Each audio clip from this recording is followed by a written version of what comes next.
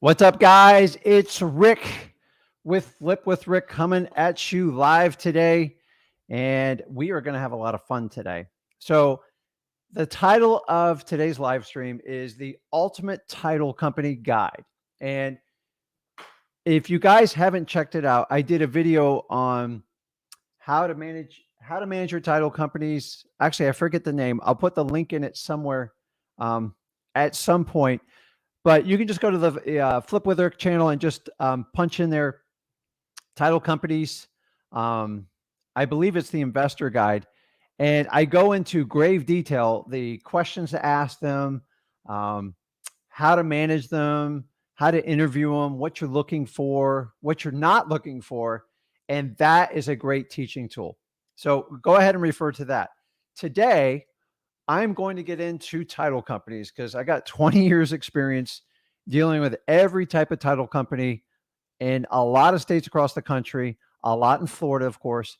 And I'm going to walk you through the basics, the beginners, the mechanics of a title company, their purpose, why we use them, how you use them, the fees you should expect on a title company, and how to break them down and how to use them for your wholesaling business. Because, guys, we're special what we do here.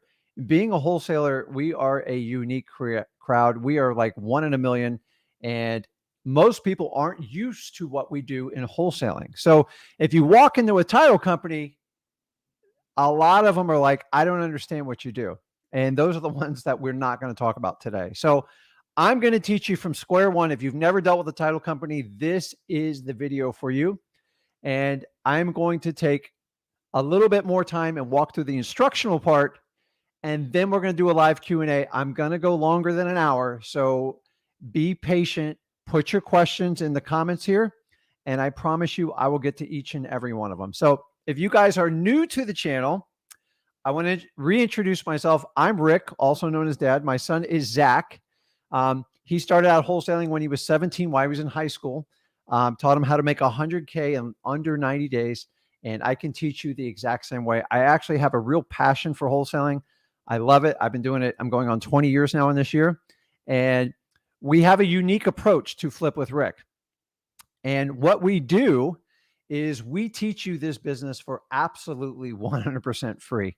Actually, I know for a fact we are the only people out there that promote this platform, and you guys love it. And so people always ask me, hey, Rick, how can we help you out? How can we do that? So here's what I need you to do. I need you to click the subscribe button and go ahead and smash that like button right now. And by doing these two things, you help promote our channel. More people get exposed to us. And my goal is to educate as many people possible that want to do wholesaling, that want to do this unique business, to free themselves financially, to free their time to spend it with their family and their friends and take absolute control of their life. That's what I did 20 years ago, and I can teach you how to do it. There's no more secrets. You should not be paying to learn wholesaling. Let me repeat this. You should not pay to learn wholesaling. There's no more secrets, guys. The same strategies that all these gurus are employing was the exact same stuff when I started out in 2002, 2003. And there's no reason. These are tired old business models. Pay me $5,000, pay me $10,000. I'll teach you wholesaling. Tell you what, go to freewholesaling.com. I'll put it up here. And we have an entire course laid out for you. 20 years of my knowledge, all Zach's experience. You guys love working with Zach. So you kind of get the dad and my son's teaching abilities, which in my opinion is kind of the best of the both worlds. And we do this business every day. We are actively flipping deals every day. And we do everything. We do wholesaling. Wholesaling is the fundamentals of learning real estate investing. And from wholesaling, you can do creative financing deals. You can do fix and flips. You can be a landlord. You can do whatever you want to do. But I always think everybody should start out wholesaling. Why not do it here? Go to freewholesaling.com. It's 100% free. You'll never put in a credit card. I don't have an upcharge for you. I guarantee you that. And if you don't believe me, just go in these comments, listen to people's feedback on the testimonials they're doing. I've never asked people for testimonials. They just give it to us. And I want you to experience the same thing. The world has changed. We are connecting on an amazing piece of technology, and you need to take advantage of it. So, guys, before we get into it, you know the deal. You've got to have an energy level, and you got to find a way to match it every day. And this is crazy. We are in 2022. I'm approaching the 20-year mark, and I still act like a kid in a candy store when I talk about wholesaling. I love it. I'm not a guy who, listen, I love the financial rewards of it, but I do it to strive for a mission, which is to do what I want in life and have my true self come out. And I'm on a huge movement for authenticity, having fun, and having a blast in wholesaling. And a lot of people are turning this to a money grab with coaching and stuff like that. We're going to solve all that. Everything you get here is absolutely for free. We show you tools we use in your business. You make your decisions. As you guys know, I'm not married to any vendor or anything. I don't take a dime from anyone. And for that reason, you're always going to get the truth here. But before I get started, you got to bring an energy level up. So I'm going to give you a little bit of teaching, and then I'm going to wake you back up, and we're going to do a Q&A. So put in your comments. The sooner the better. We talk about title companies, and we can talk about anything. We can talk about PropStream. We can talk about batch leads. We can talk about everything's becoming illegal in wholesaling, which is not. It's a fear campaign. And you guys know how fear campaigns work. They try to scare the heck out of you. And I'm here to give you the facts and the truth about wholesaling. So I need energy. I need excitement. We need to have fun. You guys got to bring the energy. Let's do it. Put your comments in. Let's go.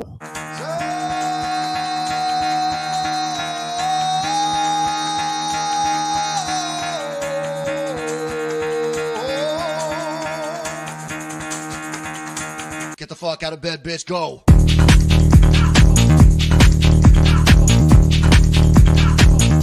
Get up, again, they got go.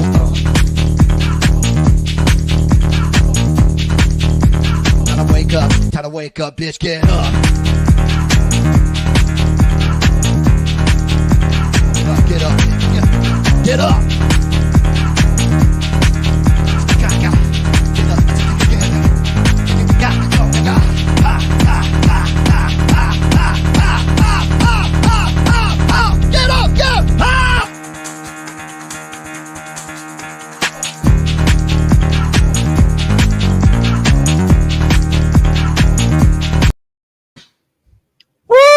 Guys, dude, I love that video. I love people that bring an energy level that is unmatched.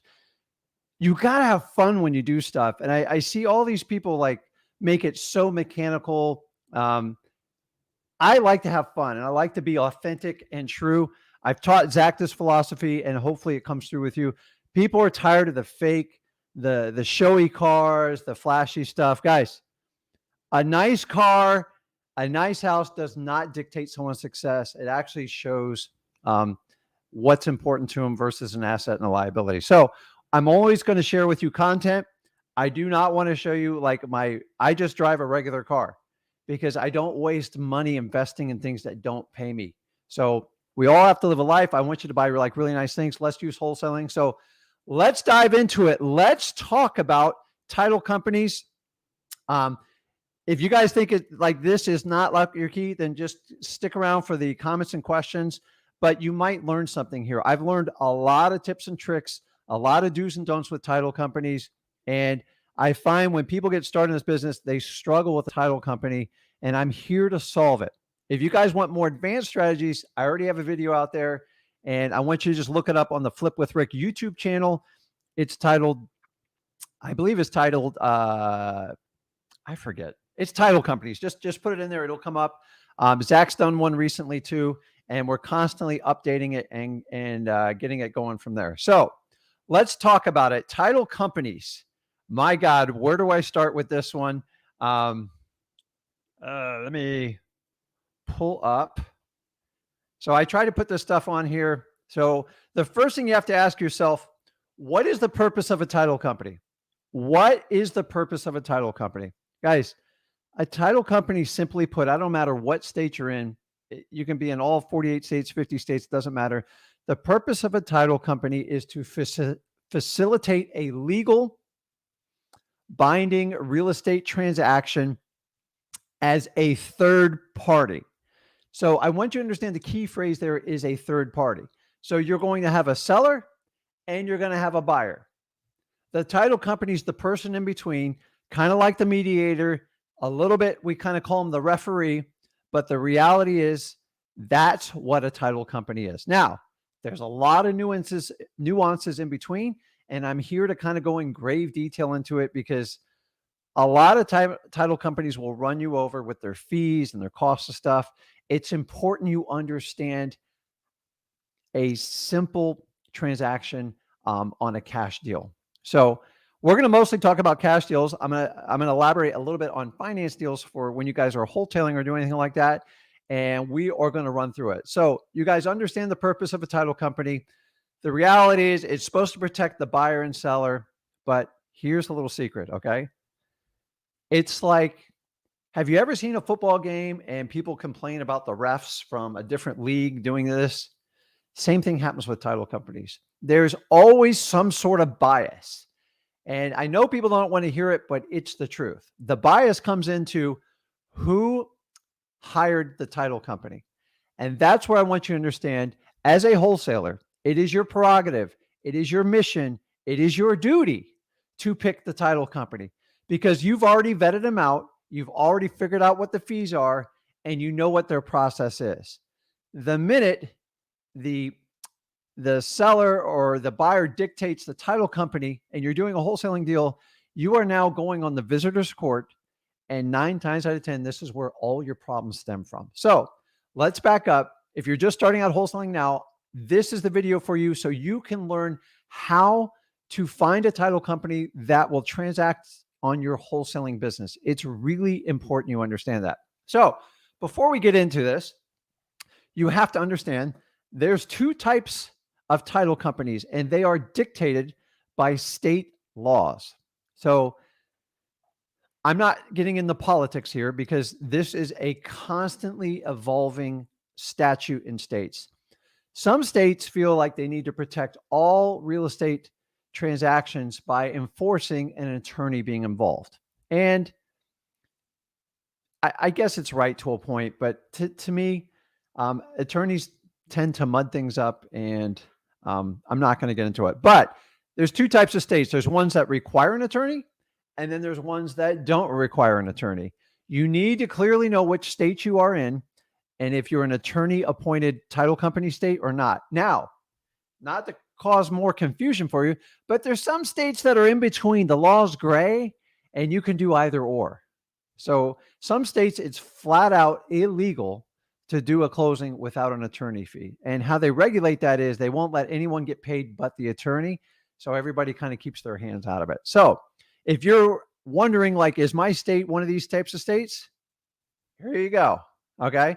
Now, this is according to my latest information. I am not an attorney. I'm not here to give you legal advice, and I'm definitely not giving you accounting or finance advice. So verify this information if you're up in there. Obviously, everybody knows the states I have appointed up there. Kind of shocked California's not up there. If someone's got a comment about California, let me know. And as you guys put your comments in, I promise you I will address them. So we'll go 2 hours today and we'll figure this out. So I'm in the state of Florida.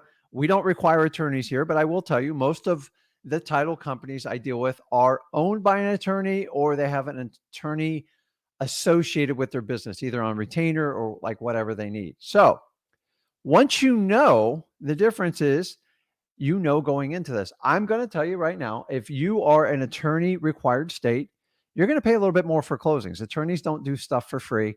So an average attorney gets, I don't know, with inflation now, it's probably up to $500 an hour, but a minimum of $350 to $600 is the fluctuating rate, depending on how big of a problem you got. But so if they got to put a couple hours into it, it's probably going to add $600 to $800 to your closing fee. So let's start out there. So guys, find out which state you're in. If you got a comment on the title company, put it in the comments and we'll definitely address it, because this is the part where we can really address questions. Now, I don't know every state. I've probably done I've probably done closings in about a dozen states.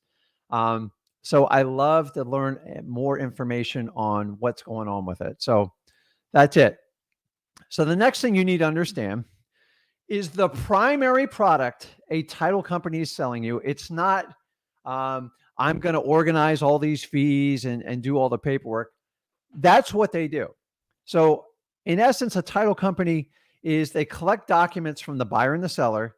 They get mortgage payoff informations. They run the title.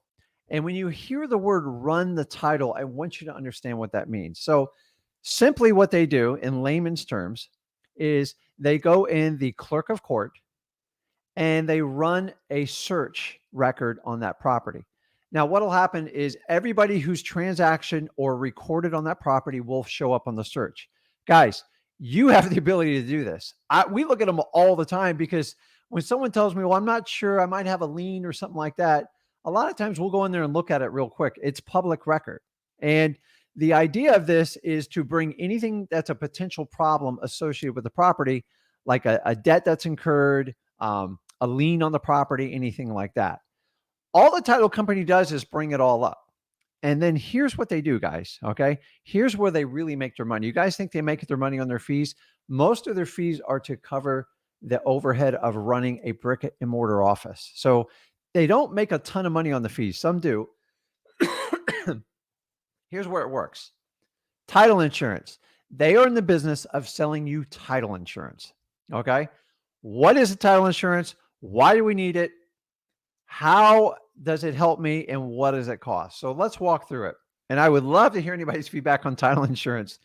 I've had a lot of experience with title insurance. I've bought properties with defective titles. I know firsthand what happens in this. And it's not exactly what you think it is. So here's what it is. If you pay $100,000 for a property, you put up your money. I don't even care if you get a mortgage or whatever it is. The idea of the title insurance is they have the title agent pull the title report, and then they get what they call a title commitment. And so I'm not a title person. I'm not an attorney. So what happens is they review everything and then they come back and they say, fix this, pay this off. The taxes have to be paid. And the idea is they're trying to give you what they call clear title. Clear title means you're going to buy a property without somebody coming back and suing you for it. So you buy a property for $100,000, you get $100,000 in title insurance. Flat out, it's that simple. Once you get the $100,000 in title insurance, if a claim comes up while you own that property and you do not change the deed, by the way, if you do a quick claim, if you move it to another company, the title insurance is null and void. You actually have to buy it again. So you guys that live in like the Northeast with properties like 100 plus years old, title insurance can be very complicated. It can take weeks to pull up the search. It has to go through the chain of event that makes sure every deed satisfied, every mortgage has been closed, and it gets complicated. Newer properties, pretty straightforward. As long as they're legally binding and the taxes are paid, it's pretty straightforward. So the older a property gets, the more complicated title insurance comes. So the purpose is if somebody comes back and like an ex-husband goes, well, she sold the property without my knowing, I'm suing for that property back, the title insurance steps in. Title insurance steps in, basically, they try, I can tell you right now, 9 times out of 10, they try to settle the claim as fast as they humanly possibly can, because the other way, if they don't settle, they have to go to court and fight it out in court. Court costs are very expensive. Attorneys are very expensive. So they're in the business of settling. 9 times out of 10, they do not want to issue a title policy on a problem property. You have to solve them. So 9 times out of 10, you never have an issue with title. You do enough transactions, eventually something always comes up. Now, I've had old water bills pop up. Sometimes in your town, the utility companies can actually record a lien against the property if the seller leaves an outstanding balance. Property tax records. There's so many things that can be associated to the property. Remember, it's all based on public record. Okay. The reason for title insurance is to give faith. It's more about the seller than the buyer, to make sure that they are not going to get financially hurt doing the deal. So let's say somebody comes out of the woodwork and goes, no, I own that property. And they show up with an attorney and they want to sue for the rights to the title of that property. Either they settle or you go to court. The idea is the title company is they'll basically take their lawyers and fight the case for you. Now, I'm here to tell you, these lawyers are looking out for the interest of the insurance company. So if you've ever dealt with a claim, auto is notorious for this, is the insurance companies actually look out for them before they look out for you. There's no difference here. So I went through a 3-year legal battle on a property I paid cash for as a rental, and it took me 3 years to clear the title. And somebody committed fraud. It's a long story, but I actually had to hire an attorney because I was so frustrated with the results. And I paid for this title policy. It is what it is. Most of the time it'll cover you, but every now and then, like these title companies, you got to pay attention, because remember, it's an insurance company, guys. They are selling insurance. So if you pay $1,000 for a title policy, the title company usually gets around half that money as a premium fee. Okay. Everybody understand that? That's where the money is. They want to write title insurance. They don't want to do quick claim deeds for you. There's a bunch of stuff they'll do in between to make sure the transaction goes. But when it comes down to it, if you aren't getting title insurance through a title company, they're not going to do business with you. I need to understand that. Now, every property I buy and sell, I get title insurance because it ensures the transaction goes through and nobody gets hurt. And I'm fine with that. It also protects the seller to make sure the mortgage gets satisfied. They're clear and free of any debt on the property, and the deed's signed over officially. So there is a cost for it. I'm telling you right now, guys, you need to pick your title company. You need to know all this stuff. So title insurance is the business. They sell insurance. There's only 2 or 3 primary insurance companies. I'm not going to, Old Republic's the biggest one. There's 2 or 3 other smaller ones. And they basically have an underwriter, and they communicate to these title companies on what needs to be satisfied before they issue title. They give what's called a title commitment, and usually your title agent will go over. They'll say, "Hey, Rick, there's a $2,500 water bill. Do you want to pay it?" And then we kind of work it out from there. Now, I read the title commitment because I want to know, like, for sure. You can request a title commitment from your title company. I'm going to be honest with you, it's your first time. It'll look very foreign. It'll look legal, but it will tell you about any outstanding issues. Okay. If there's any code violations, guys, we deal with code violations a lot. It's going to pop up on this report. They're going to tell you to satisfy it and figure it out from there. So title insurance is their big money maker. It's not the only one, but it's the biggest one. And if a title comes back with some sort of claim, that title insurance actually gets a knock on their reputation with it. Meaning they, instead of getting, say, 50 or 55% premium, if they get a claim and it's a problem, then the insurance company will penalize them. How do they penalize them? They'll lower their commissions. They'll knock them down to 40%, 45%. And if they get a lot of claims, the insurance company like Old Republic say, listen, we're not going to do business with you anymore.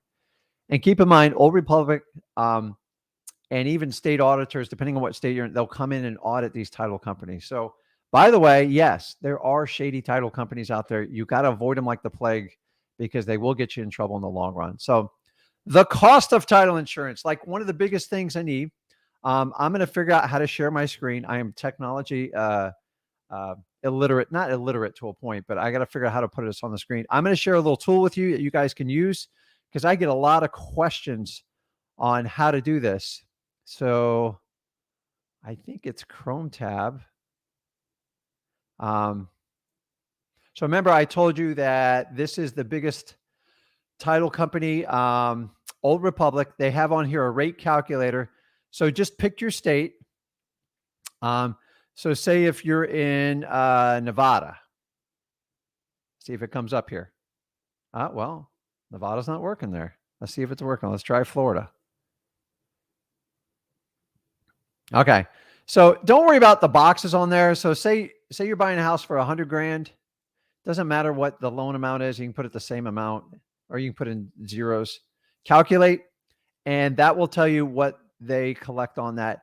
So the total policy is $710,000, and basically it kind of breaks down what kind of fees they get on it. So the premium is, the title company gets this $682.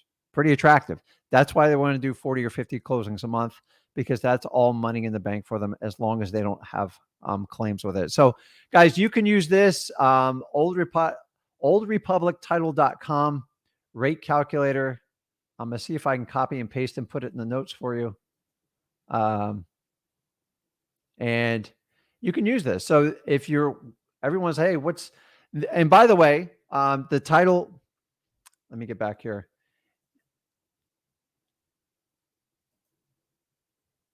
Okay. Let me know that you guys, hopefully you can see me here.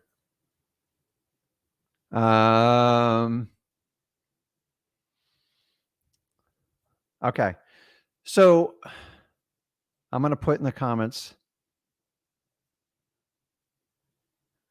I put that calculator in the comments. Hopefully you guys can see it, but I don't know why it's still spinning. We'll figure it out. Okay. It's in there.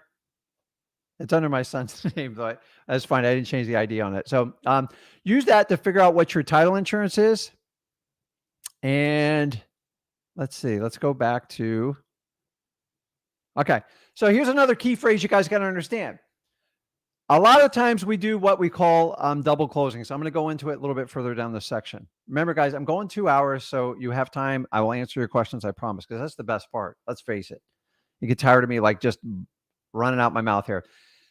When you buy a property, say you buy it for cash and you want a wholesaler to do something like that, you actually have to buy this stuff all over again. That's right. And there's a little clause in every state that, and Old Republic knows this, all the title companies, and the title companies are supposed to disclose it to you. You get what they call a title insurance reissue credit. Now, I found this out after for years, I paid the full price. If I buy a property for cash, and then say I turn around and sell it quickly, it's usually I believe it's within 1 year. If you transact on that property, you basically get a 50% discount. I've got it as high as 65%. So it's based on the original purchase price. So if I buy the property for $100,000 and I resell it for $150,000, that $100,000, which we just paid, what, $710, I get a rate of $350 for it, and then I pay the premium for the $50,000. Okay. I know it's a little bit confusing, but man, does it add up when you do this? So if any of you have to transact on property and actually buy it, which is not an assignment, which I don't endorse doing at the beginning, ask for a reissue credit, because I find a lot of these title companies just hide it from you and they make huge money when you do this. And I'm going to teach you how to avoid it. So if you're buying a property and you got to resell it, you're doing like a wholesale deal, please make sure you get a title reissue credit. Ask them for it, because by law, they have to provide it for you. If you don't ask, a lot of times they'll shove a document in there and say, we offered you a reissue credit, you declined it, and you sign it. So a lot of times that'll save you $500-$600 on a wholesale deal, just so you know it. So let's see. The next part, my favorite, settlement fees. Oh my God. Now, all this stuff is what they call is on a HUD-1 statement. And that's basically the closing documents from the title company. I thought about showing you guys one, but it probably just confuse you even more, because there's like so many different variations. A lot of the old school ones, you need a microscope to like zoom in, because it's so they're so tiny. When you do cash deals, they should be very, very simple HUD statements, because the biggest part of a HUD is all the junk that a bank puts on there to get a mortgage done. And if you guys ever seen it, it's unbelievable. I see why they issue these loans, because they make a crap load of money. Like it's to me, it's insane. I'm in the wrong business sometimes when I think of it. Settlement fees are basically the fees that the title company collects. Okay. So this is an extra stream of income for them. Some of them are cost, and go from there. So the biggest settlement fee, let's go through them in order. Number one, the closing fee. Guys, this is 100% completely negotiable. Okay. I've seen closing fees in my state, because I see a lot of HUDs in Florida. I've seen them as high as $2,500 and as cheap as $200. Why is there such a difference? I'm going to be honest with you. Title companies know how to take money from you, and they know it well.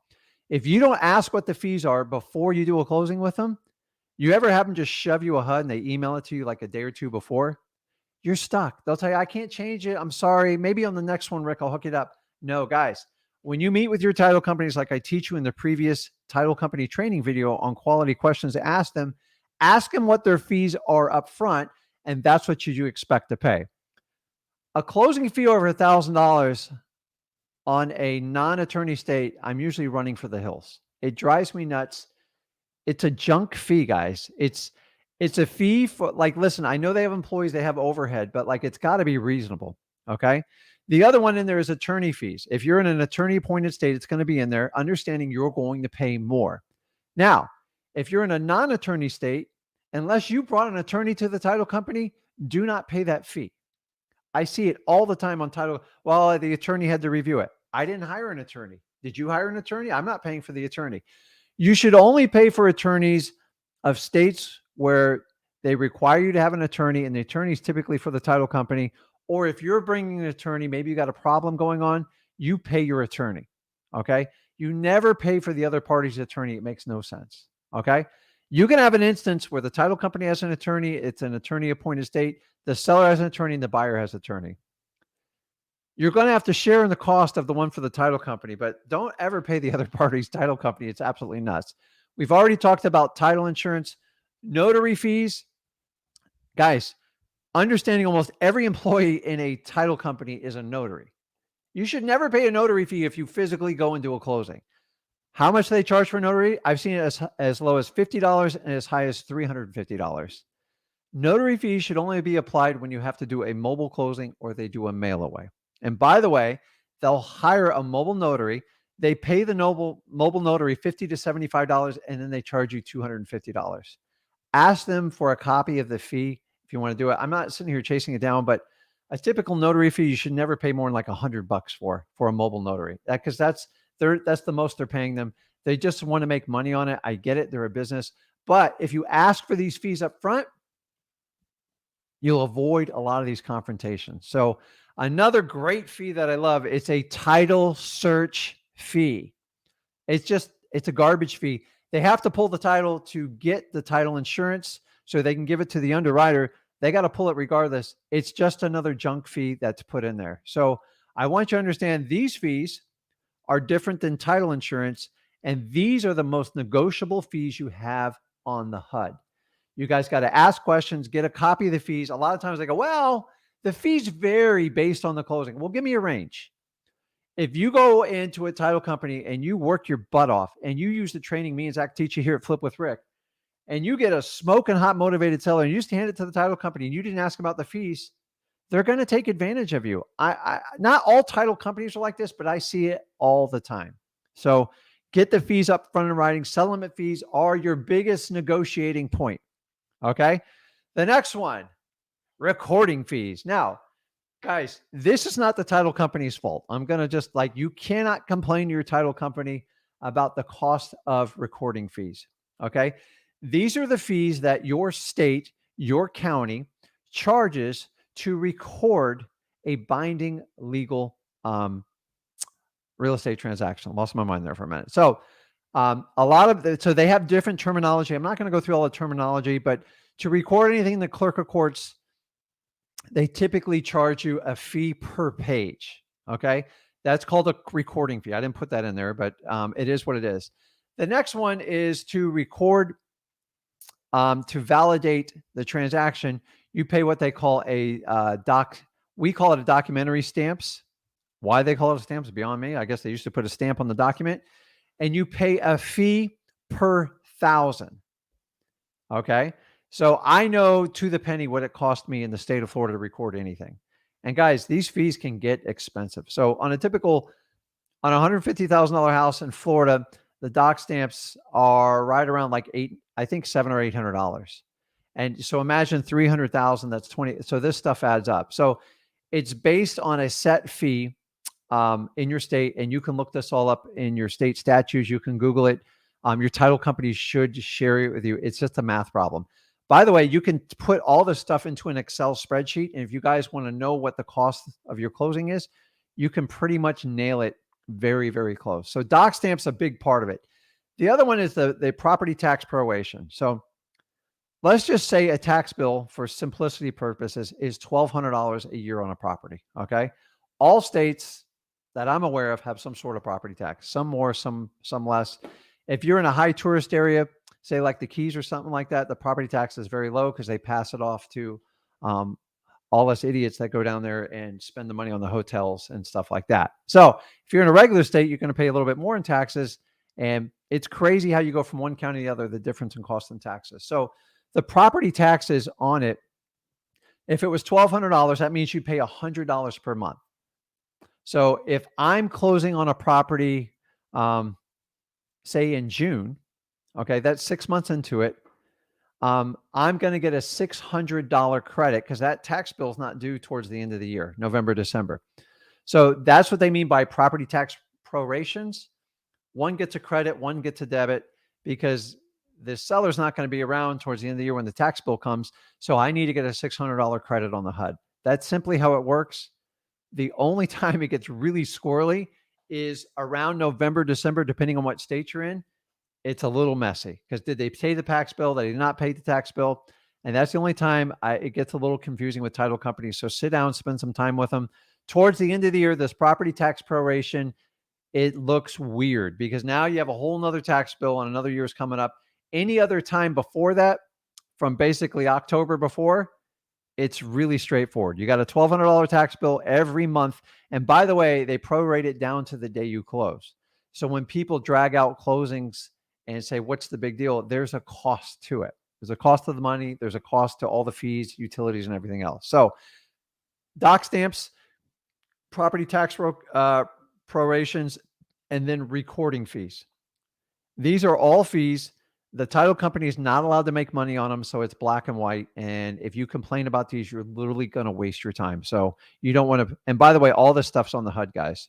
So let's talk about the fun part. Okay. Let's talk about hidden title companies' fees. This is the little trick and tips I've learned over the years. Title companies will hide fees on you. Like it wasn't enough with the settlement fees. They'll have another section. It's usually called additional fees. And this is where they hide stuff in you. So a lot of times if you're getting a cheap settlement fee, they'll come down here and hammer you on this side. Understanding, add all the fees together, and that's what you're paying the title company on top of the title insurance. So it's critical you understand that, because in my perfect world, just tell me it's $1,500 to close, and then these are the recording fees, and I'll move on with my life. But oh, no. We got to make it complicated, because the average person does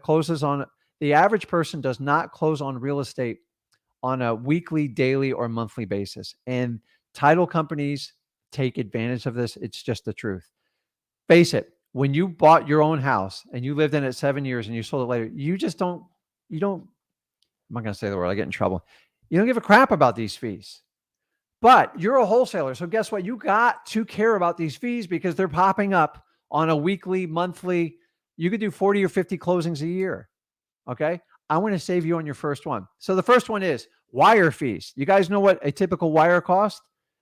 A bank will never charge you more than $35 to $40 to do a wire. So I want you to understand, when you wire, I like it because like if the closing happens at noon, I usually have a wire before the end of the day. Okay. End of story. You know, it's done. There's no check in the mail. There's none of that stuff that goes on. Now, I've seen wiring fees. I'm looking at a HUD right here, $150 wire fee. You got to be kidding me. All you do is push a button on the computer. I'm not paying $150 wire fee. The most I'll pay for a wire fee is $50. I know the banks are charging $35. They're making $15 on it. Make a few bucks on me. I'm not paying it, because what you have to understand when you do a wire in your account, not only do you pay this on the HUD, your bank's going to charge you an incoming wire fee. It's usually around $20, $30. It's ridiculous. Like, so people who complain about picking up a check, I don't know about you, but I'm okay putting $50, $60, $75 in my pocket. Give me a check. I've never had a bad check from a title company. Okay. The only drawback of the check is you got to wait till it clears. And I'm not, if you don't need the money right away, take the check, guys. It's not a big deal. It's especially if you have an established account. So people are like, oh, who does checks anymore? I tell you what, if I did 100 closings in a year and I saved $75 by getting checks, you do the math. It's a nice little side income. Now, I don't do it on every one of them. I don't get a check so I can show you on the screen. Those days are over with me. I did that a long time ago, but there's still instances where I take checks. It's just, who cares? If I'm going to save $100, I'll take a check, take a day or two to clear. Who cares? And the title company they can't charge you for the check. I don't know if there's a law against it, but I've never been charged for a check. A wire fee, negotiate a wire fee. It shouldn't be more than $50 because the highest bank fee I see is $35, $40. I'll pay $50. I'm not paying more than that. The next one, courier fees. It's not my problem who you use for a courier. Unless you're doing a mobile closing, do not pay a courier fee. They'll charge you a fee to take those docs and physically bring it to the courthouse to record it. The reality is most of them are doing it electronically, and that's not your problem, okay? You want to charge me a $10 recording fee, knock yourself out, do it in the recording section, don't do it here. Last but not least, one of my favorites, utility lien search fees. And basically they contact the, so it depends on what state you're in, what city, what county, but any type of utility that has the ability to put a lien on your property, they pay a third-party company to run a search. Now, I know for a dirty little secret, 9 times out of 10, the title company just does it themselves. How do they do it? They send an email, they send a fax, as shocking as that sounds, and they try to get an estimated payoff for this would be water. If it's a small power company, they usually have the ability to put a lien on the property, sewer, garbage, anything like that. I've seen this fee as high as $500, which is shocking to me. Okay. The fee basically involves an employee picking up a phone and then having an email sent back to them, a fax, whatever it is. And this is ridiculous because to me, that should be part of the title search. Now, if you're going to pay a lien search, usually $100 is about the most I'll pay, maybe $125. Ask for a report. You'll be shocked how many of them don't actually give you a report. If you don't get a report, don't pay for the dang fee, period. If you did a utility lien search, there should be an official email or report. So I have something on record to make me feel better as the buyer. End of story. Okay, guys, utility lien search.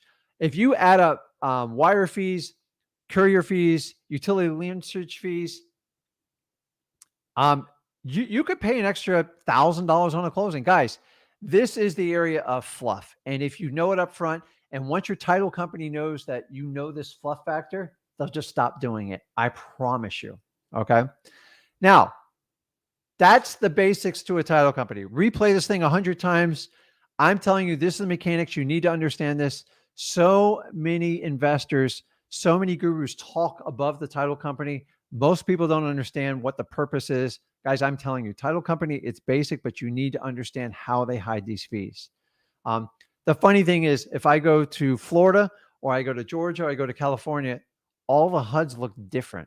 And it's supposed to be a standardized thing. Now, if you guys are selling to someone who's getting a mortgage, it's going to blow your mind the amount of fees they're going to put on that side. It's, I mean, thousands and thousands and thousands of dollars in just BS fees. I'll tell you that right there. So when you have someone's getting financing, they are required by law to give a disclosure of the HUD it's either 3 or 2 days, depending on what state you're in, to review the HUD. So you get full disclosure.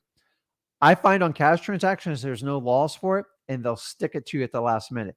You tell them you want the HUD 48 hours in advance, no exceptions. You don't give me that HUD 48 hours in advance, I'm going to hammer you on the closing fees. And that's how I do it. You stick me a HUD at 10 a.m. in the morning and I'm closing at noon, I'm going to negotiate the heck out of those fees because I know what's going on here. Either you guys are running so far behind and you're not paying attention to the files, or you're trying to slip fees in me, or I usually find out it's a combination of both. Now, not every title company is bad. It always comes down to who owned the title company, and the employees do what they're told. So please don't go out and shoo out every title company. I've seen so many gurus go, let me show you how to train your title people. Guys, they're not dogs. Like, they're people. They have jobs. They have families they have to supply for. You're going to kill them with kindness a lot better than you are screaming and like sending nasty emails. You're not going to get it. They don't own the company. They're just doing what they're told. Yes, employees get lazy. Yes, employees make excuses. I just can't stand when a title company cannot like communicate to me and they hide. So my rule is find a title company that you can get the personal cell phone of the title agent and have one person do all your closings. You have one person, you won't get the flipping around. You'll understand how it works. They understand you, and life is a lot easier. So I didn't put it up here. I should go over escrow. So escrow is just a fancy word for a bank account that's owned by the title company, and they escrow means they have a fiduciary responsibility to make sure all procedures, laws, and fairness is on the money. So escrow means it's in a neutral account. Once it's put there, the buyer doesn't own it, the seller doesn't own it. They just have rights to it. And if there's any type of, the idea is that money is supposed to go towards the closing for usually the down payment. And then if there's ever an argument, the escrow agents, if they can't work it out in mediation, they send that money to your state, and then you guys get to fight it out in court. So escrow money, just so you know, title companies don't benefit from it. Actually, they get hammered on it. They have to do auditing reports, a lot of accounting. It's a huge liability. Some title companies don't even have escrow accounts. That's where you'll find like brokerages have escrow accounts. So another word used that everybody tries to like blow you away with is EMD. EMD means earnest money deposit, which is basically money that goes into escrow. I don't know why they just don't say deposit. It's so simple.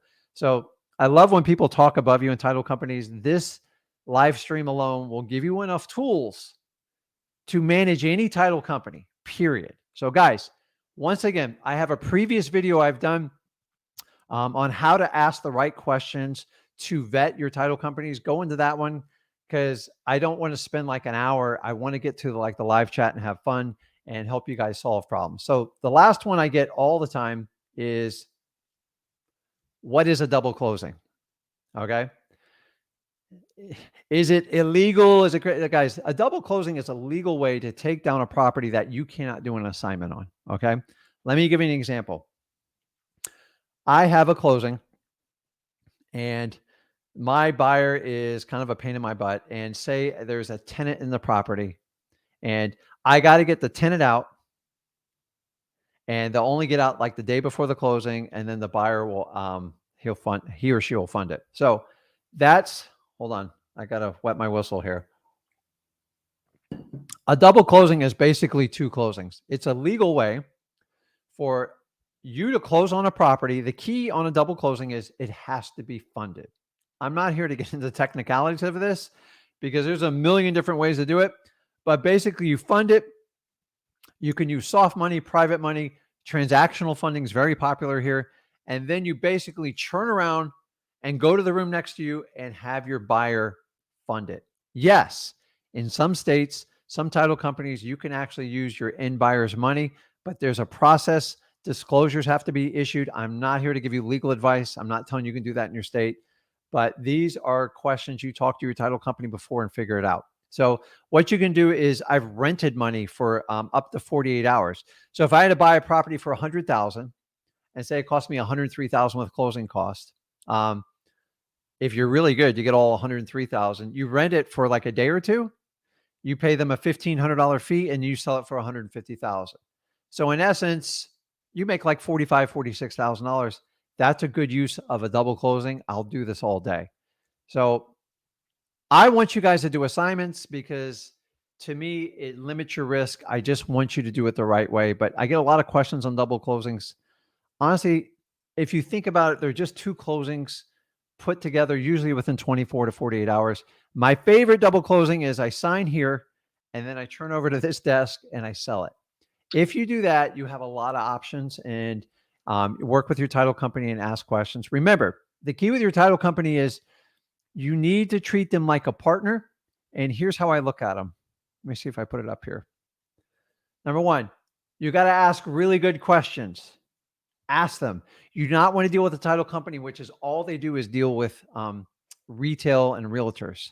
So they're always going to do some because a big part of their business. But if they never deal with investors, you're going to have a problem because they treat, like, here's the reality. Most title companies, when they look at a contract, they'll go in and look and see what the closing date is. They don't understand the word on or before. They don't even recognize it. Oh, you're closing by the 30th? Okay, we'll close on the 30th. You do not want that title company. Okay. On or before is what we write on most of our contracts. It's always before. I should just put the word before the 30th, not on. I don't know if you can legally do that, but I'm just telling you, most traditional title companies will take the 30th, put it on their calendar and tell you, well, Rick, we got till the 30th. No, you're going to close it before then. Once we clear title and we're good to go, I want to close it before him. We want to get paid, right? So do not wait till the last closing date. But go back to that video. Great questions on there. And remember, the purpose of your title company for you as a real estate investor, particularly as a wholesale, is they are the guardians to your deal. Okay. They're there to protect you, meaning they don't want to commit fraud. They're going to snuff out anyone who's going to lie, steal, or cheat from you. And number two, they're there to inform you when your buyer is going awry, the funding's not there, or something's just not right. I want them to immediately call me, go, hey, Rick, we got a problem. I've been trying to call this guy for the last 5 days, and the closings at the end of this week, he's not responding. That's when you get that call, you've got to go in like emergency mode and fix it. You do not want to wait till the closing day to figure out this guy or gal's not going to show up. So I rely on my title companies to tell me when there's a problem. Okay. They're not perfect, but for the most part, they will show you red flags before they show up. And once you have a red flag, you can deal with it. If you wait till there is a major problem at the closing, it's too little too late. Now, my last little tip and trick here is I never, ever go to my closings unless I have an issue. So on a perfect scenario, and listen, guys, you get excited to do your first deal. You want to go get a testimonial, knock yourself out. Okay. But I'm telling you, when you show up at a closing table with the buyer and seller out there, only bad things can happen. What do I mean by that? People can ask for discounts. They can try to negotiate. Some people treat the title company closing like a poker game. Well, you can't play poker if you don't have other players. So if there's a closing set at noon, I'll usually go the day before. I prefer to sign it electronically, to be brutally honest. I'm not going to go in the room unless I have to. Okay. You should take the same advice. If you show up, stuff can be said. People's feelings get hurt. Everybody gets offended these days. Why risk it? You're running a business. You're a wholesaler. I'm telling you, if you meet in the room, I've watched more deals, especially retail, when the buyer and seller in the same room, and then you show in a realtor. And the only reason the realtor shows up, they want to know if they're going to get paid or an issue is going to pop up. Since we mostly don't deal with that type, or the realtors I deal with, they never show up at the closing company because they know they're going to get paid. So guys, use these tips. I'm telling you, they work really well. And this is the basics to the title companies. My God, there's a lot of questions. And we are going to take the next hour to get it going. But here's what I want to do, because I just probably bored the heck out of like most of you. You've got to wake back up. So let's go. Wake it up. We're going right into the questions. You got a question? Put it in now. Let's go.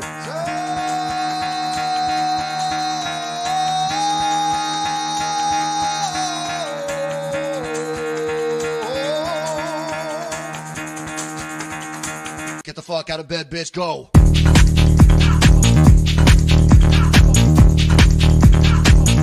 Get up, and then they got go.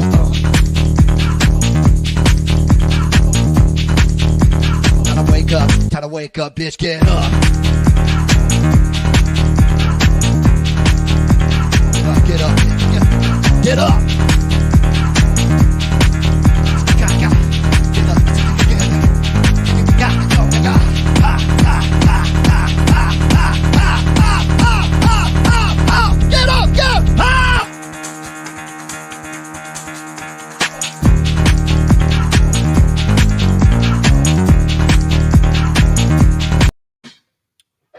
Okay, guys, wake up.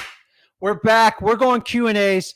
Listen, I'm wide open. I love to answer title questions, but we can open up. There's a lot of topics going on in our industry. Before we get into it, I'm going to address a couple. First and foremost, if you guys tuned into Zach's live yesterday, this whole controversy with PropStream and, is the comps. Guys, listen, if you're a wholesaler, stop. Do not obsess over comps. I'm just telling you, there's so many tools online, and what you get with PropStream is absolutely, I'll be honest with you, the leads you get with PropStream, the ability to pull records and get information. And by the way, they are the best price service, in my opinion. I use PropStream. So I use batch leads too. I'm not married to any of these guys. I honestly, they go away tomorrow. Like, I'll figure stuff out. I use lists, or I've used so many odd sources over my life. Stuff changes, technology changes. The reality of the situation, it's the National Association of Realtors trying to flex their muscle. They are in bed with the government. The reality is they're being sued by the Department of Justice. Hundreds of millions of dollars are being exchanged. They are the strongest lobbying group in the country, maybe outside the pharmacy industry. And I'm telling you, I'm not getting politics on this, but these are realtors trying to say, hey, you've got to be a licensed realtor to get data from us. And I hate it. I'm not here to pick sides. I don't care. I just want to be a wholesaler. Do not spend time trying to debate which one's better. Just find out what works for you and use it. Now, I will tell you, PropStream is one of the biggest ones, and they've been extremely reliable, and I'm confident they'll fix it out. But if it freaks you out, go to batch lead. I don't care, guys. I don't care. I tell you what I use, and if you get value from it, use it. It works. And I'm just telling you, do not bail for comps. Comps, in my opinion, are the smallest part of wholesaling. Sorry, it's the truth. You can go to Zillow, you can go to Trilio, you can use public records. I'm not getting into the technical stuff, but guys, do not spend time. Find out how you can get more deals, get more leads, and let that stuff sort it out. It always sorts out. In the old days, I had to go to a realtor's office to get the comps. Okay? The idea is to get comps. The National Association of Realtors wants to make sure you pay some ridiculous licensing fee to have the ability to pull it. And by the way, you got to pull it for like every county, every state. You would go broke paying these fees. And I hate it. I'm not a licensed realtor. I own a brokerage. I feel most realtors serve a good purpose, but a lot of them, they just don't know anything else. They think that's the only way to do real estate, and you know better than that. So the other one I had on here, let me put it on here. So guys, make sure before you move forward, you subscribed. So you know when we go live, and you guys know we go live because today is January 6th. What is it? 5:58 p.m. So if you think I'm not doing it, anybody who does fake lives, I'm not like, you want to do it. It's just a trick to try. It says live on the screen, but they're not live. I don't understand it. Do more lives. If you want to be more relative, do more lives. That's how you get more followers. So the best way you can pay me is by giving me thumbs up. I need thumbs up now because Zach's going to kill me because the count is really low. I know some of the content's not the sexiest stuff, but you guys need to know it. So we're going to have fun this last section on it. Give me some thumbs up. Hit that subscribe button. And guys, if you're asking how to get into our lists, listrei.com, that's what we use. It works well. If not, you're welcome to use the batch leads. I got to find it on here. I got to find it. Zach's going to kill me, but it is what it is. As I said, I'm not married to any of these services. I just want to do stuff that helps you and provides value for you. And at the end of the day, finding comps, honestly, if you got to search a million comps, you're probably paying too much for the property. But there's so many tools on the internet now. It's ridiculous. The old days, I had to physically get in a car and drive to a realtor's office to get this. It was painful, man. It was painful. There's no other word for it. The other announcement I had on here, this is crazy. So if you guys listened in yesterday, we've officially going to launch our JV effort. So we've kind of done a soft beta up to this point. We've done some deals. We work with people, but to be honest with you, guys kind of overwhelmed us and we took note on it. So we've been working behind the scenes on this for months and months and months. And we're pretty confident in our system. Remember, guys, I don't charge you for anything. Okay. Our JV program is simply helping you flip properties. And then you have the ability to work with myself and Zach on deals. And actually, you will work with us. Okay. We're looking for really good deals. Though I'm not going to lie to you. Like I'm not charging you for the service. So the really cool thing is I'm not requiring you to go through a coaching program. You go to freewholesaling.com, you will find better deals. I promise you. But this partnership is you actually have to do work. Okay. I don't tell you if you're not in my coaching program, you pay me 5, 10 grand. I'm not going to work with you. I find that ridiculous. And if you guys subscribe to that theory, forget it. But if you send me deals that aren't worthy, I'm going to pass on them. End of story. I want to do business in actually all 48 states. That's my goal here. Okay. And with the help of you, Zach, and the team I work with, we can do it. I don't have 30 people behind the scenes. Okay. We take a list, we take it in, we do a vetting process. And if your deal qualifies, we're going to talk to you and see how we can work together. And here's the really cool part is I'm going to teach you free wholesaling, me and Zach, and we're going to dive in and show you how to get that deal done. And if you want to work with us again, great. If not, do it on your own. I don't care. I just want everyone to be successful in wholesaling. This thing where you have to pay a course to even work with a guru, why would you guys do that? It makes no sense. So we are the only, I'm not a guru. I actually do this business, very authentic on how I do it. Well, you have the ability now to learn wholesaling at freewholesaling.com and actually work with me and Zach and do it 50-50. I'm not going to give you an 80-20 split. You're going to have to do a bulk of the work. I'm just going to guide you through the journey and what I would do on that deal and how I can help you out. If that sounds good, guys, you have the information. We're still in a little bit of a beta test. We are going to have it. It is up and running. So the sooner you submit a really good deal, your odds of working with me and Zach go through the roof. And I'm not going to hit you with a coaching fee. I'm not going to take a coaching fee. I'm not taking a deposit. I just need really good deals. And that will give you the one-on-one mentoring you guys crave so much. Now, we give it to you on the lives free anyways, but this is even better because then you walk away with a paycheck. And my name and reputation's on the line, and so is Zach. So if you go, oh, they're going to take advantage of us, dude, you could hammer me on the internet. I ain't going to do that. So with that being said, guys, tell me what you think about it. Let's dive in. I'm going into the questions. I love it. I'm going to leave this up for you guys. And that was quite an active live we had going last night. So I'm going to jump up to the top and work my way down. Oh my God, there's a lot on here. So Barbara, she's a regular on the show. I love her. I love the energy. Everybody's wishing a happy new year. That's awesome. So I want to flip with you guys as much as we possibly can. So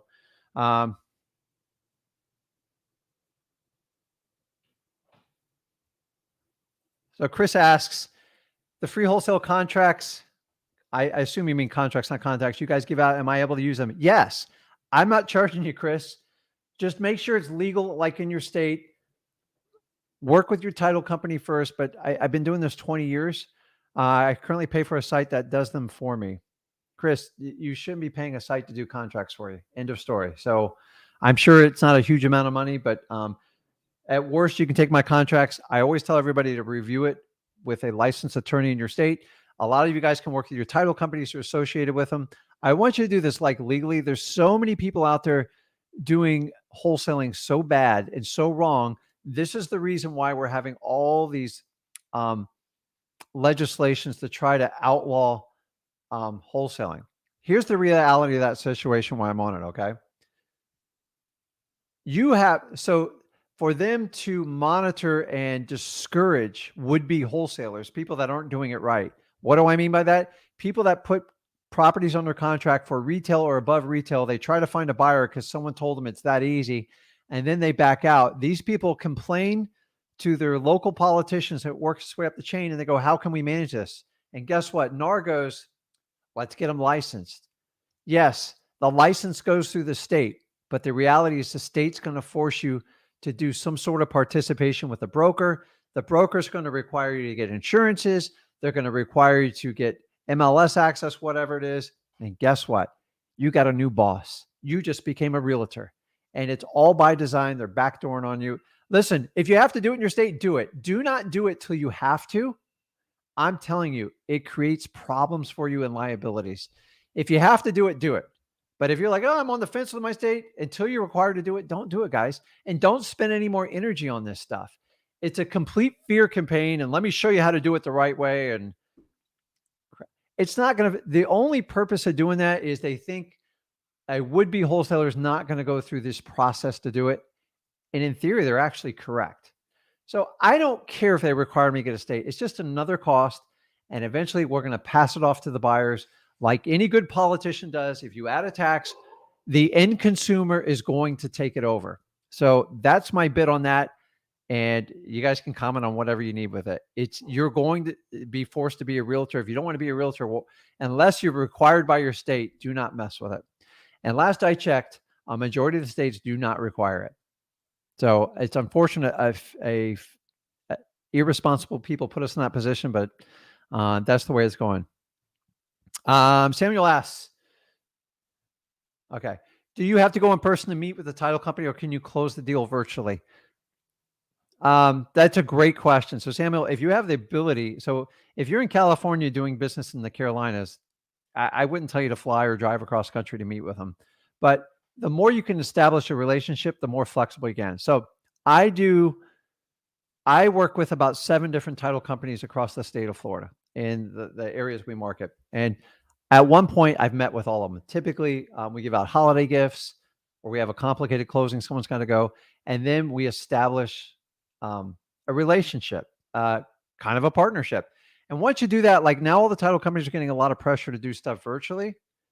Dude, they got to know like you're real. So if they've never met you and they haven't seen you, it is a little bit of a challenge. There's some great services, guys. Do you know you can do a notary online? It's complicated. It's not simple. A third party, and I think it costs like $150. But I did one almost like, I want to say 3 or 4 years ago. I've done a couple since then. You got to put your ID up by it. You got to ask certain questions. You have to verify stuff. It's absolutely crazy. A title company that lets you do that is awesome. We have a deal going on right now. We actually have to do that because between the C word, which I'm not going to say out loud, and all the stuff going on in the world, like we're in a really unique position. Like the person can't come in to do it. So I have a relationship with them. I gave the idea and they're actually letting the deal close. Without it, it'd be dead. So Samuel, if you can't meet with them, perfect, do it. It will get you a long ways, but I get it if you can't do it. So worst, Samuel, if you can't meet with them, do a Zoom conference, do a FaceTime, get to know people, because these people will give you the leniency you need to grow your wholesaling business. So awesome question. Okay. I'm working here. Let's see. So you guys use these chat up here, and listen, you guys can partner with us. You guys can work together. I don't care. And there's no requirement to go through a coaching program and do that. I don't even require you to do my free coaching program. It kind of shows you how this business is going, but someone's got to be an innovator. If people keep doing the same old techniques, eventually they're all going to be out of business. So I appreciate it, Mr. Martin. What's up, Stony? Barbara said she's got a great title company, Chicago Title. They work with the wholesalers, investors. Great information. If Barbara, put where you're at. I know where you're at, but not everybody knows, and I don't make assumptions anymore. Let's see.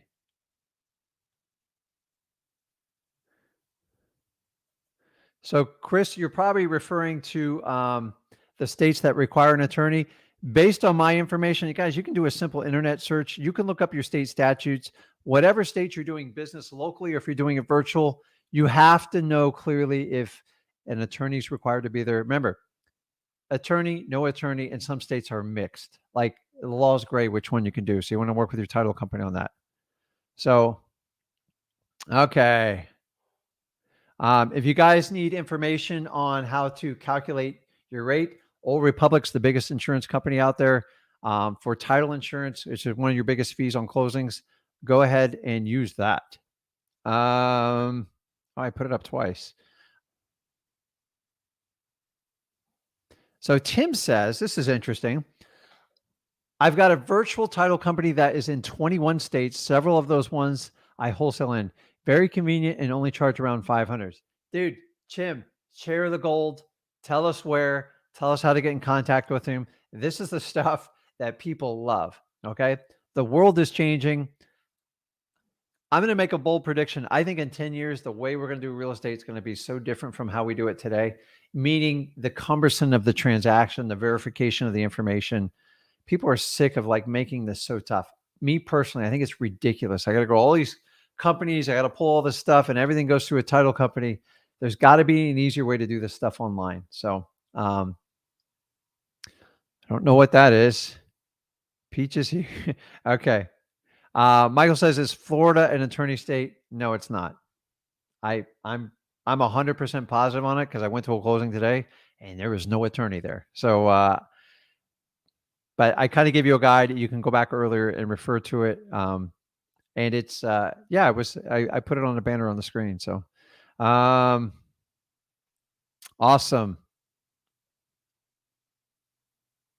I'm not sure what that is, Timothy. So doc stamps is basically what your county collects within the state.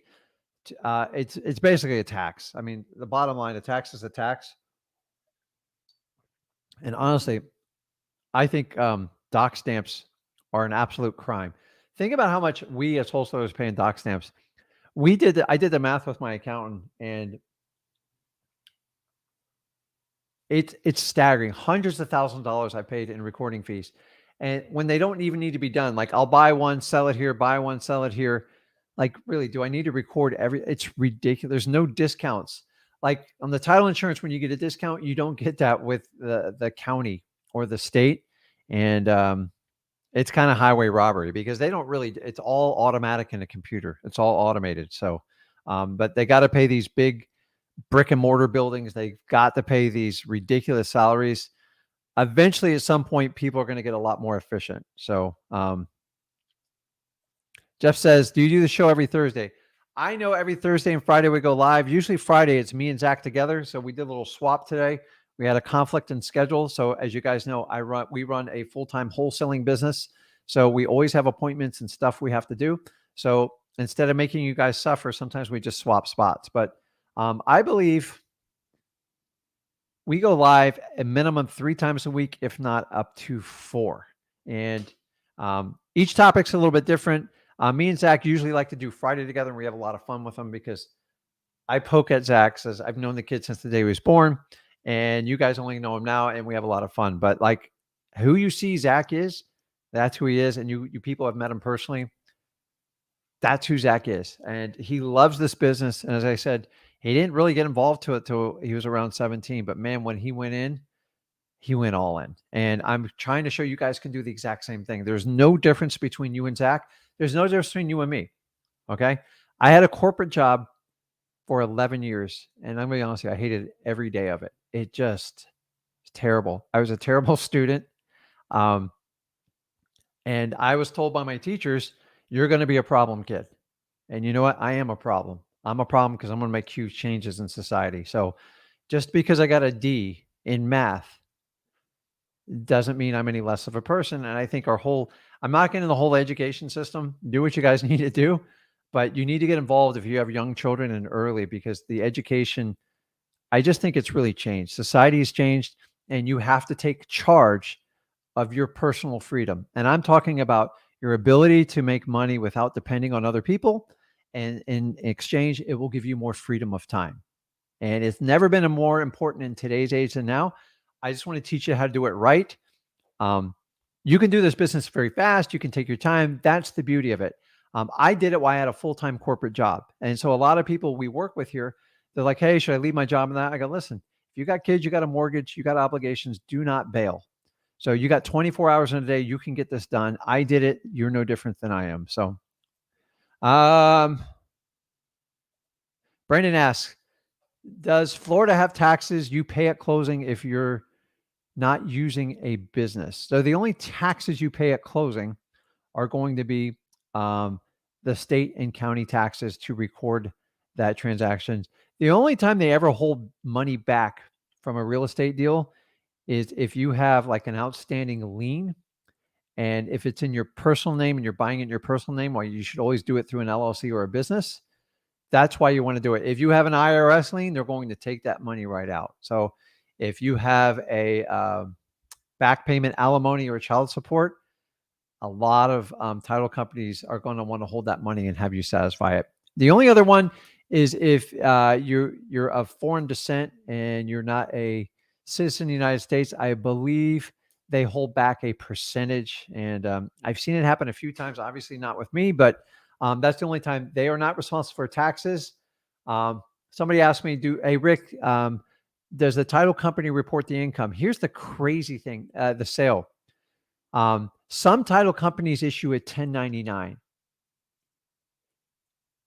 I don't get it. Like, so if you're doing a real estate transaction under an LLC, an S Corp or a C Corp, there's no purpose to issue a 1099.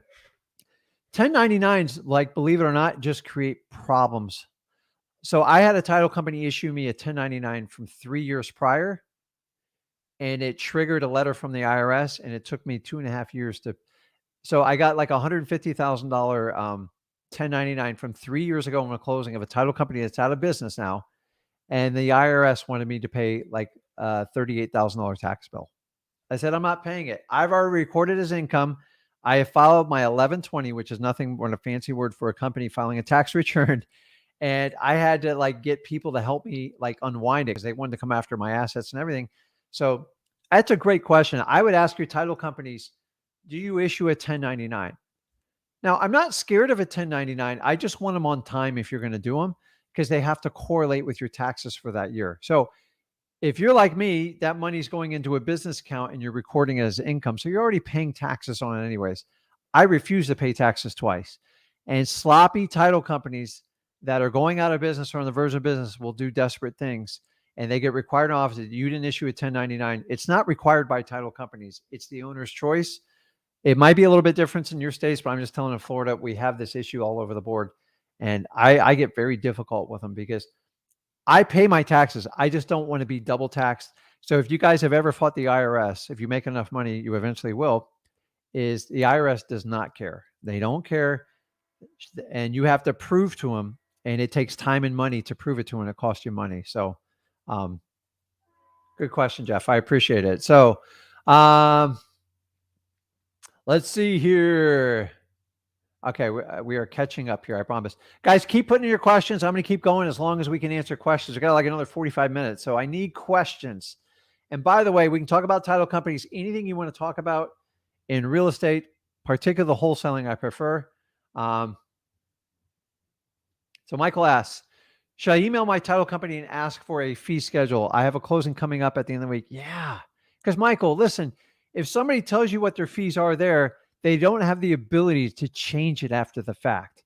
Now, if you don't like the fee, you can ask questions about it and negotiate it. You can actually do the trade old trick of calling around other title companies, getting their fee schedules and say, listen, won't you match or compete with these other title companies? They know what the other title companies' fees are. The idea, Michael, is just to keep them honest so they don't take advantage of it. If they know this is like your first deal or two, let me tell you what, I got killed on my first few deals. I once paid a $2,800 closing fee because I didn't know, but I was making like 30 grand. But I don't need my title company making huge fees off of me. I work my butt off, just like you guys work your butt off. Don't give your money away. Make sure it is there. So I appreciate it, Michael. Thank you. Okay. We are working our way. David. That's incredible. It says, I'm doing a double closing right now on a $110,000 wholesale fee. Holy, that's huge. So that's incredible. Actually, I'm impressed. So if you want to share any more, buttons on that or anything like that, I would love, any more information. $110,000 assignment fee. I got to get like some clips to play, just like when we get stuff like that. So I don't ring bells or do anything foolish like that. But man, that's awesome. That's incredible. So, dude, share more details. Like I get all like goosebumps when I hear stuff like that. I want to know how you did it, how it worked. That's awesome. Corey says, going to use this opportunity to squat up. Here's the really cool part is, listen, squat ups, it's a good terminology. Like I got to get like A+ for marketing. I'm not requiring you to be a student of mine and pay me a fee to get to me. And I need you guys to help me spread the word on it. We are the only ones out there doing this because I feel learning wholesaling should be like learning your ABCs. I want to get you to 100K as quick as possible. If I can be a part of it and we can work together and you get some one-on-one mentoring, it's not costing you a dime with me. You just got to go out and find the deals. So squat up JV up, call it whatever you want. I don't care. Everyone let know. You go to Flip with Rick, you are not required to pay a coaching fee, or you're not required to leave $1,000 deposit. You are required to work your butt off and learn. And then I'll teach you the skill set. Zach will teach you. And man, we can make a ton of money together. We have like a great time. I'm not into this for the coaching dollars, guys. If I wanted coaching dollars, I'd do it. I've tried some other stuff like that. I hated that part of the business. I don't understand this mentality. 20 years ago, I was brought in on that. And I'm telling you, the world's changed. YouTube is an amazing, amazing platform. I could not imagine what we're doing in my wildest dream that's here right now. So I want to utilize it. I want to make it work. And I want to touch as many people as possible. There's no way I can give one-on-one teaching. I don't care even what I charge. There's just not enough time in the day. So a lot of people tell you this one-on-one mentoring is they have sales staff. Why do they have a sales staff? So they can turn and burn as many students as possible. And your one-on-one coaching, they put you in groups and they rotate you like every 20 or 35 people, and they sit there all day. Who in the world wants to sit behind a computer all day and do coaching? I love coaching and working with you guys, but I rather work on deals. I'm sorry, man. I rather work on deals. I get so excited to work on deals. Shoot, I'd do it for free, man. I love this stuff, man. I'm excited about it. And like, you're going to see eventually when things shift in the market here. I've been through this so many times. Gurus come, they go, and there's a new wave, and there's a, you got to call 50,000 people a day. Like, guys, dude, real estate investing is going to be around forever. And you know what? I don't care. I actually enjoy all the people out there because all I ask is they be authentic. Guys, this whole like car thing, do you want to go see my cars? It's ridiculous. Like, I'm a boat guy. So like a car, I've never seen someone spend more than $500 or $600 on a car, like on a boat. Dude, that doesn't even get you in the starter's gate. Like, you have no idea what like these like millions and millions of dollars for even like small boats. That stuff gets me excited. Now, only buy it when you can afford it. But man, that stuff blows me away. A car, shoot, I used to be in the car business. I could care less about cars. It just, they don't do anything for me. And I've passed that down to my kids. Don't be owned by a car. Don't be owned by a car payment. You guys got to get financially free. Use wholesaling. If you love this stuff, dive in. I'm no different than you. I sat behind a desk in a boring corporate job for 11 years. I made a lot of money doing it. I hated every day of it. So like, I don't have to set an alarm. I can do what I want all day. And I'm choosing to be here with you guys because now we can do deals together. So you guys are inundated with coaching programs. Like, heed the warning. It's quick money. It's fast money. I can flip this student. I can do that. These masterminds, they're not organic anymore, man. They're all paid for it. You really think they're in your best interest when you pay someone 20, 30 grand for what, 3 or 4 meetups? I could teach you exactly how to go out and meet up with because the real value in the meetups is the people that are there. You don't have to pay 20, 30 grand to meet these people. They're all online. It's not hard, guys. Pick up the phone, start contacting people. I've had a few of you really tricky ones here get a hold of me. And it freaks me out and excites me at the same time. So I'm trying to find ways to work with you guys so we can do it. So if we get a really good deal and we work together, I promise you there's so many more deals we can do. Guys, I don't know anybody else doing this. You guys let me know. Everybody else has a requirement. Oh, you got to do my coaching program. You got to do this. Why? Let's remove all obstacles. I'm not going to waste time on bad deals. I'm not going to be rude to you, but like, if it's a bad deal, I'll tell you, doesn't qualify. End of story. So, so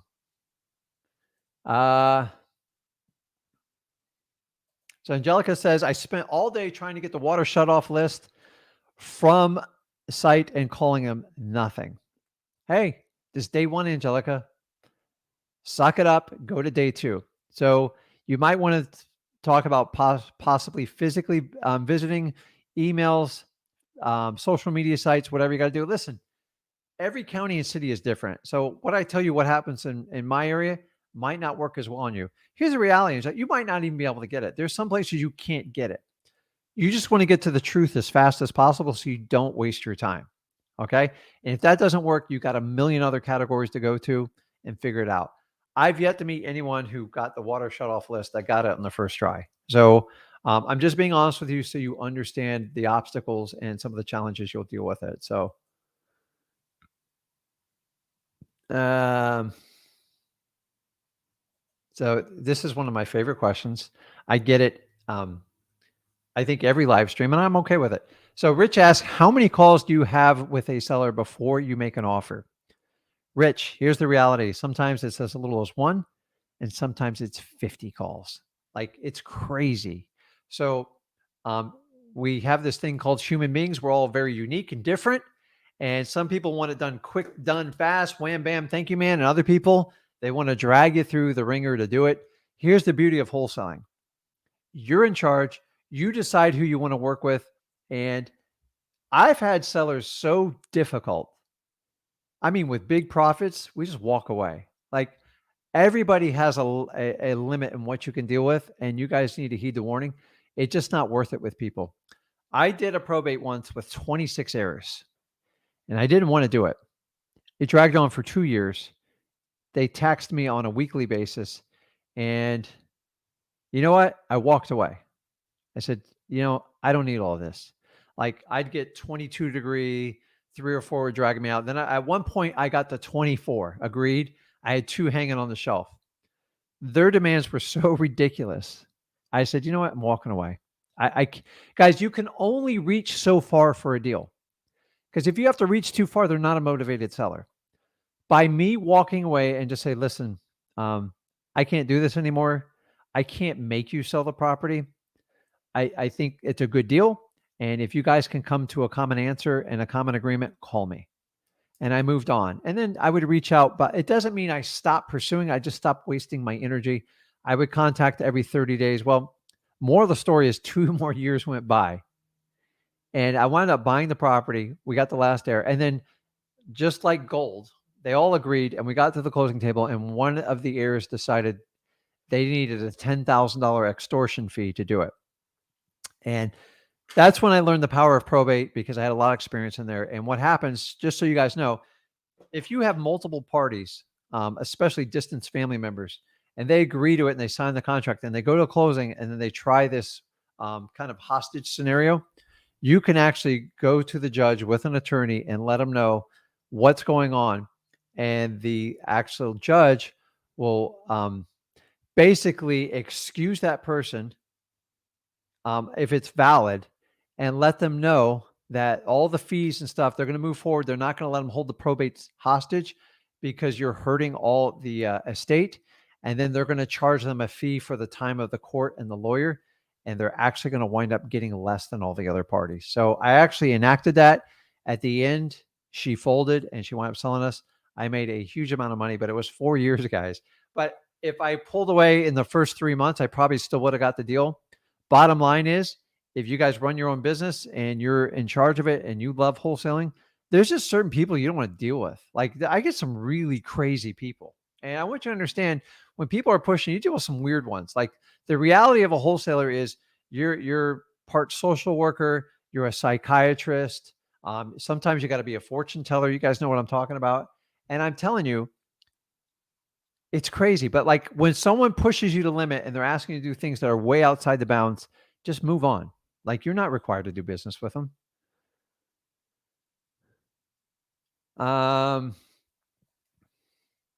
Federico says, what is the lawyer title if it's a lawyer state? I'm not sure what you mean by that question. So if you could rephrase it, I promise you I'll answer it. So the title of a lawyer in a lawyer state, I don't know. It's just an attorney that usually owns the title company or works within the title company. So if you rephrase it, I'll try to clarify it. Sorry about that. So Yaga asks, if I get a deal under contract, should I make the cash buyer pay for my attorney fees since I'm in New York? So as long as you can legally do an assignment of agreement in the state of New York, which I'm pretty sure you can, remember, when you assign a contract, they pay all the closing fees. So if you do it correctly under wholesaling, you should never pay any of these fees to begin with. So I prefer for you guys to assign it. And if you do that, the end buyer, if they're in New York, they've probably done other closings and they're used to these customary fees. The only risk you run, Yaga, is sometimes these seasoned buyers, they're used to doing with title companies. And remember, you've got to use your title company. So they're like, well, my attorney charges $600 to close this file, and your attorney's charging $900. Worst case scenario, give the guy $200 and move on with your life. I stand strong, but you guys can do whatever you do. That's the only potential problem I see with you. Awesome question, though. So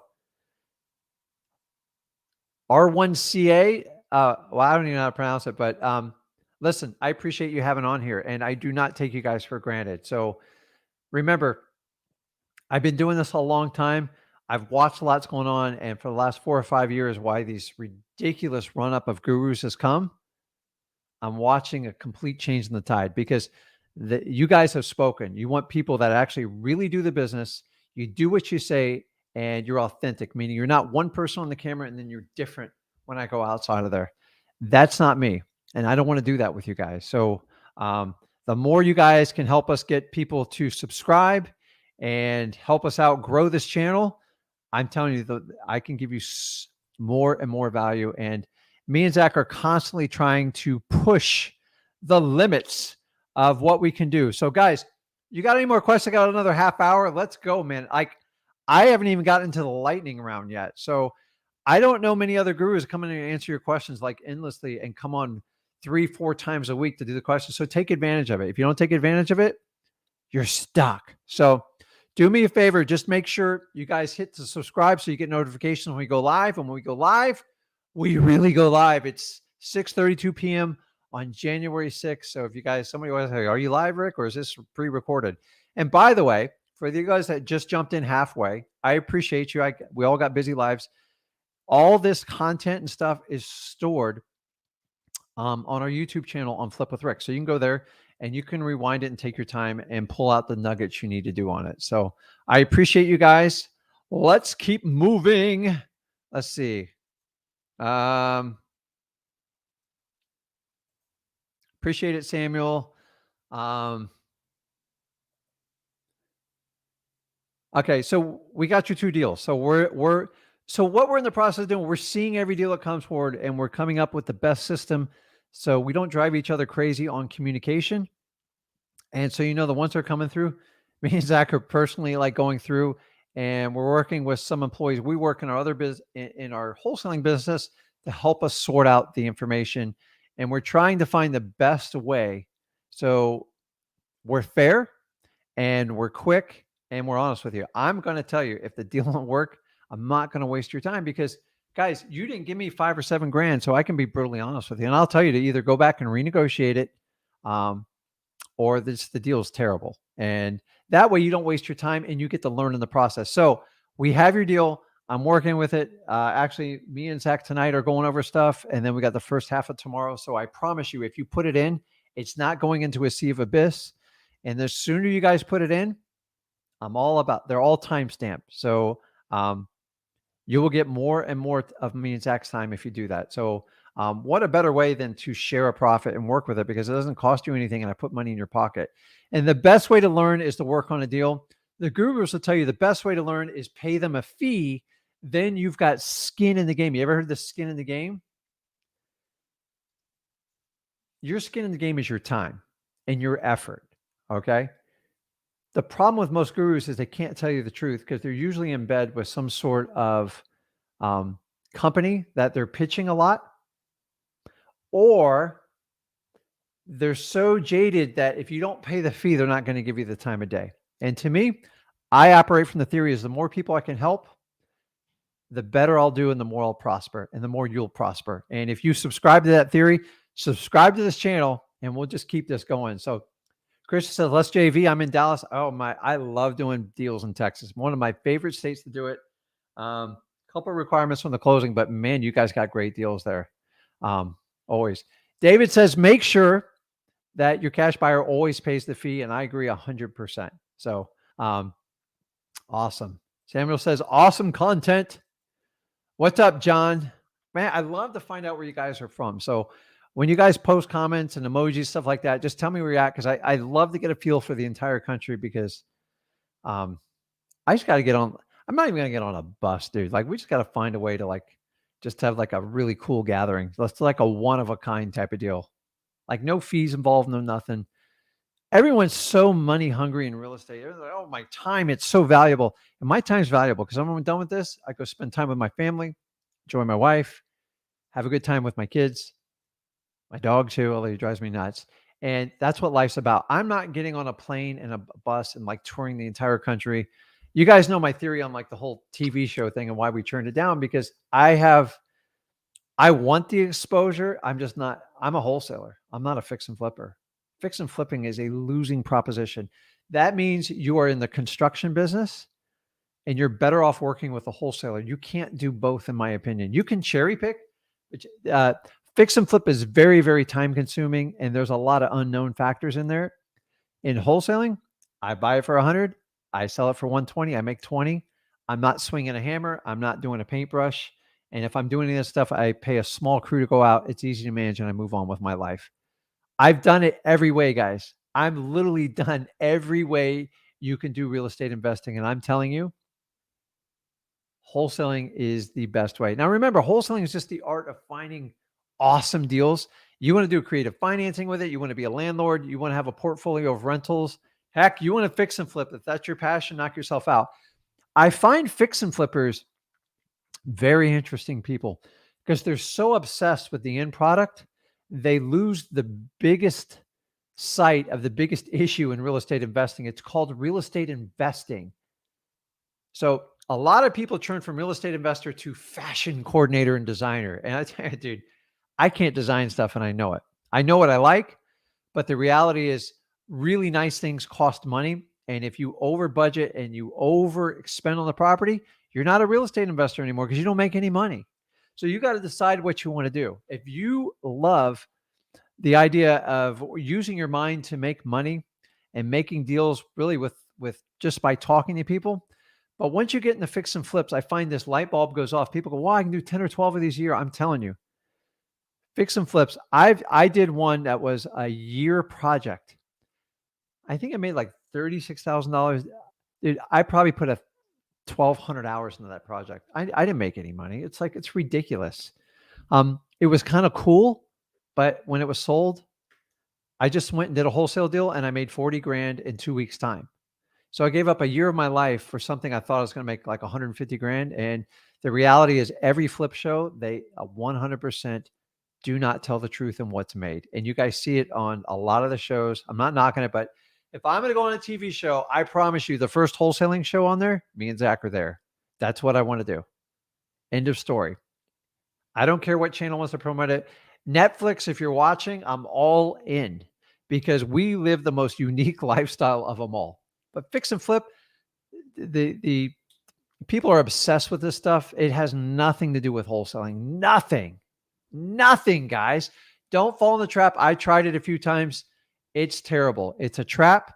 And I'm telling you, it will drive you out of this business faster than anything. You want to fix and flip your own house, knock yourself out. I'm just telling you, unless you run a construction company and have a contractor's license or your partner's a contractor, don't do it. I know it doesn't work. At least for me, if you want to stay on wholesaling. So if you value your time and you don't want a job, don't do flipping. And then the best part is when you see these, all these shows, there's like zombie flippers, there's triple digit flip, amazing what they're doing. But man, dude, they're giving up a ton of time. They're doing production crews. They're doing COVID tests every day. You got to be kidding. I'd never do that stuff. Who does that stuff? Anything to get a promotional factor, and like it's their choice and I welcome it. But at the end of the day, they're doing a fix and flip shows and it has nobody's ever sharing any information on how to find the deals.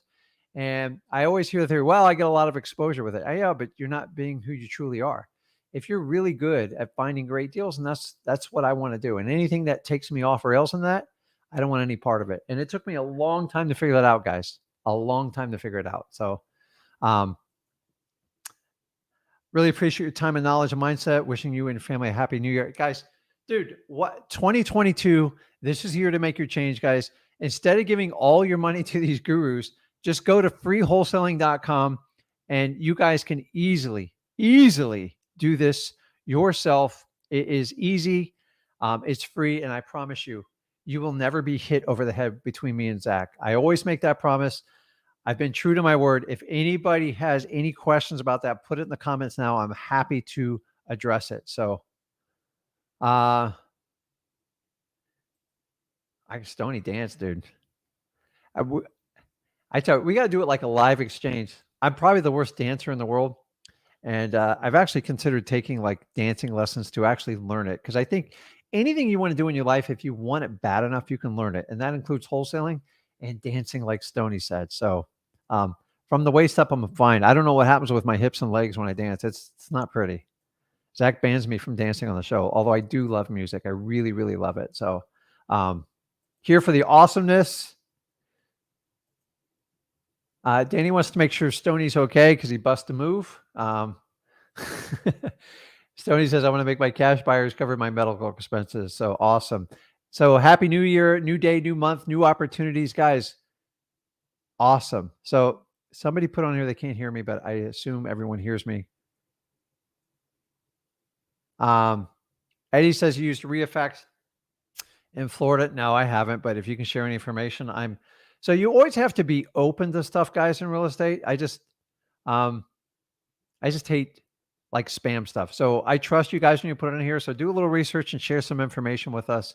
And if it helps me or Zach or any of the users here, I'm all for it. I can't stand on by the way, if you guys want to know how to get in touch with us online, the best way, let's see here. Oh God, you can tell, like, I don't do this part of it. So you know how to reach us on the JV. We have a wholesaling group. Wholesaling Houses for Real, probably the fastest growing Facebook group out there. And here's the goal. We take our same mantra that we do on our YouTube channel, our live streams, and we make everything for free on there. Now, our only preface is you provide value and you don't spam. Guess what? People, dude, spamming's so dead. It's the fastest way to kill your business. So if you're going to come at me with Forex, what do they call the Amazon FBO, FBA? It's the fastest way to make sure I can get rid of you. And I'd rather you do it right off the bat because we basically have automatic filters. We have someone that actually goes through this stuff. I actually have to pay someone to sort that crap out. It's ridiculous. The fastest way to kill your company and your business is to spam. It doesn't work. Everybody knows the secret. I'm so tired of it. And while we're on the subject, let's talk about this. So I've been doing this almost 20 years. So I've seen the transition from wholesaler, then it comes coaching. I'm going to be a coach. I'm going to make $1 million. After a while, you kill your audience. You beat the hell out of them. You take all their money and actually you walk away with a huge chunk of change because if you're making 10 grand, you got 1,000 students. It's a lot of money, guys. Then they always say, I'm going to do, I've seen this, wholesaling's dead. So now I'm going to go do Amazon, FBO, FBA, whatever they call it. Oh my God, I got $100,000 in sales this month. That's sales, dude. You're making a small net on that stuff and it's a logistical nightmare and you're one click away from being put out of business. And we saw that transition. What was the next one? I'm going to be I'm not allowed to say the word. I'm going to be you know guys what I'm talking about. And I'm going to get rich on these coins. And listen, I love the long play in it, but you guys day trading, you're going to get killed. Like you're not going to make a living doing that. And then my favorite one, holy moly, let's Forex. I'm an expert on Forex. I find people get 2 months in the Forex and now they're an expert. Forex, in my opinion, listen, knock yourself out. You want to trade foreign currency is great. It's really an MLM company. Like you know why? Because I get hammered on spams, emails. It's ridiculous. So I assume you guys tell me if I'm right or wrong. I got to assume there's some sort of sign-up fee with Forex, and who's ever promoting it gets a portion of that fee. So if somebody wants to verify that, but I just told you the transition from a wholesaler. They go wholesaling, they go here, they go there, that. And the idea at some point, you're going to have to pick something and stick to it. Guess what? Businesses get tough. Things change. Stick to it. All businesses are prone to it. But I just don't understand taking these big giant fees from people up front to sell them this vision. Honestly, if they're so good at wholesaling, why don't they just stick to it? I don't understand it. So we kind of have a unique approach. So I that was my tangent on it. I keep telling Zach, I go, maybe we should have like a Rick rant, because sometimes, man, I can unload. Like, I've seen a lot in my life, and I can't, but I don't get sour on it. Like, I listen to like the Forex thing. Here's the deal in Forex. They only exchange their wins with you, and you never hear about their losses, very rarely. And by the way, that happens in wholesaling too. So many investors go, I got this $50,000 deal, but they won't tell you they spent $25,000 to get it. Listen, celebrate your win, but share more data with us so we can all help. These guys are going out, flashing the cars. My favorite is The Office. Oh my gosh. Listen, I'm all for it. You want to run a big operation? That's not my cup of tea. But at the end of the day, if you're going to share all these huge wins you got, please share the entire spreadsheet. Okay. There's a thing called a net, and what you net is what you take home and what you earn. You also have to calculate the amount of hours that you put in for it. And there is no wholesaling business that is automated. Like, you have to work in this business. Okay.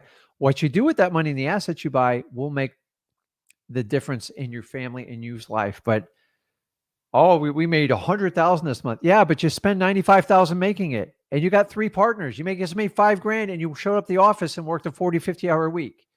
So I'm telling you, if you're starting out wholesaling, don't get an office. Don't buy into this thing. You know where they park the fancy car out in front, they walk you up and they go, here's my employees. You're just getting a little snippet of what's going on.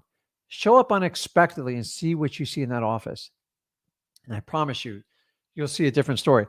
I know there's legitimate people out there. I know some serious wholesalers, and but they love that stuff. And you know what? If you love it, knock yourself out. It's a lot of work. I tried it. I didn't try it. I did it. And after 4 years, it just burned me out. Like, at the end of the day, it's like, there's so much money coming in and out. Like, how much you making? And then I don't want to be married to a desk. I want to be able to get with a laptop and go anywhere I want in the world, not the United States. Hopefully conditions will change and it'll be a lot easier to exchange and fly and do whatever you want. But to me, that's freedom. That's being married behind a desk. And I promise you, if you leave that desk for months on end, your company will run to the ground. It's hard. You got to get a CEO, a CFO. All these people require a lot of money, and you have to do big business. The reality is, wholesaling, if you try to scale it to the massive degree where people tell you, I want to make $10 or $15 million, there's a reason they're telling you that. And I guarantee they have a coaching program for you. Okay. I've yet to see anybody scale to those numbers and survive, because I watch people come in Florida all the time. Oh, they spend 50, 100 grand in marketing. They only last 6 or 7 months because it's not sustainable. So as you scale and get higher, the cost of efficiency goes down. And the reality of most business, they make a 15, 20% return. You can't survive on that in wholesaling. You need 50% margins to work in this business. And the way we teach it, that's what we do. So, okay, that was it. So sorry about that, Eddie. I hope that answers your question. So it's, what are the roles in real estate wholesaling investing team, cold caller, acquisition manager? So here's the reality. If you're starting out, it's you and it's you only. Get used to it. That's how I did it. That's how I taught Zach. And you guys want, a lot of you people want to go from 0 to 100 miles an hour. Okay. Pick your marketing, train on freewholesaling.com, figure out how to talk to sellers, get deals under contract, find cash buyers, repeat the process a dozen times, then bring in people to help you grow and scale the business. If you want to skip that process, there's so many people that take your money out there, and these gurus are depending on you, selling you this dream. Nobody tells you the pitfalls of it. The reality is, I did this all these roles right here. I did it for 7 years all by myself. Now, I was stubborn and stupid, but I still made a lot of money. So it's helped develop me who I am today. So I don't regret it, and I wouldn't redo it any other way.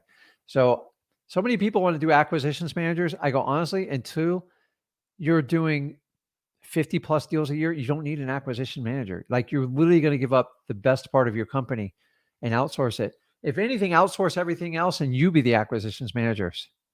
So, and he says, I would like to buy a probate course. Do you still have one available for sale? So anyway, I always give this full disclosure. I sold a probate course back in 2013. I can tell you, it's the best probate course ever get out. I believe, what was it called? PPS. And I put it out there. And I sold it for like $100. It was ridiculous. And then I revamped it. I worked with a company and I actually sold the rights. They asked me to update it. I sold the rights. So yes, you can go out there and find it. I will tell you this. It's a really good, it's minimal amount of money. Okay. I don't get any money from it. Okay. I can't take it down. I don't benefit from it. But if you use it and you get benefit from it, knock yourself out. It's extremely detailed. I've been told it's the best course out there on probate because I did 100 deals based on that philosophy. So, but go to freewholesaling.com first, pull out I've extracted a lot of that information, put it in there. That course is a little bit more detailed, but I signed the rights away to it. I moved on. It's not the end of the world. If you want to do it, but just understanding you're not buying it from me. I don't have any customer service on it. And that's my disclaimer on it. So, but go to freewholesaling.com first. Angelica says, what email do we use? You're not going to use an email. You are going to send it to here. So it is flipwithrick.com/JV. And it's basically a form you fill out. It goes into our database with Flip with Rick.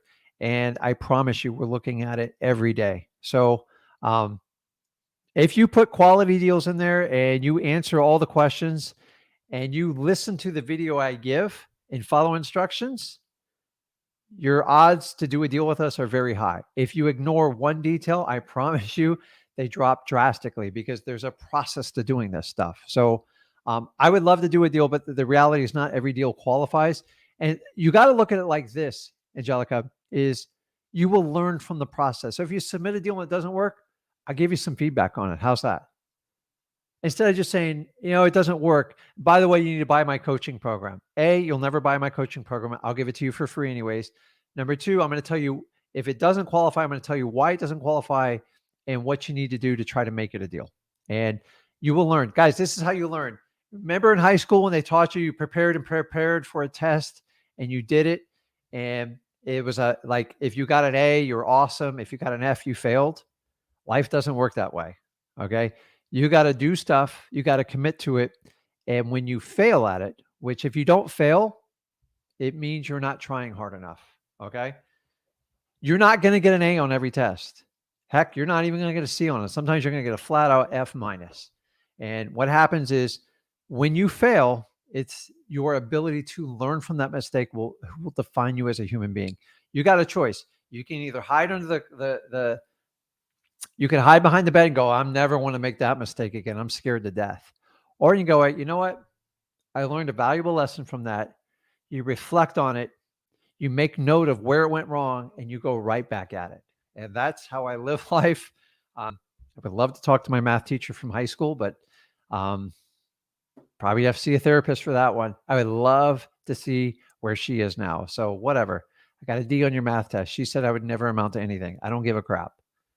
What are you doing today? You taking care of your family? Because I know I am. So, but Angelica submitted there. That's my rant on that. Guys, it doesn't matter what you did in school. I don't care about your education level. Honestly, I went to college. College had no bearing on how successful I was as an entrepreneur. And for full disclosure, I went to college for 5.5 years. So, and I implored community college. So be it what it is, I think I'll leave it alone. College is just an extension of your education and nothing more. It is not a tool to teach you how to be financially free. It's actually quite the opposite. So Marcus says, I have a deal at the moment, but she has title issues. Welcome to the club. And with the old owner, I'm stuck. So Marcos, if you even want to submit the deal and explain what's going on, if you're interested in doing the JV, if we can help you out with it, or you can share in the comments or the chat here and let us know if there's any way we can help you out. So listen, guys, you will always have title issues. They always pop up. We're buying challenging properties. Your job is to try to solve it. If it's with an old owner, there are tricks and trades you can do. They're a little bit more advanced than this particular meeting, but submit the deal if you want a JV and see if we can work on it. If not, worst I'll do is give you feedback. So awesome.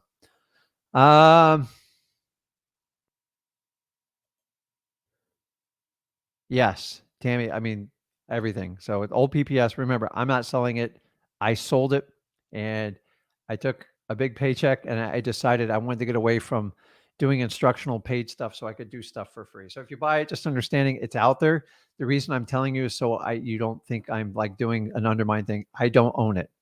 So I don't benefit from it. So go to freewholesaling.com, check out our probate section.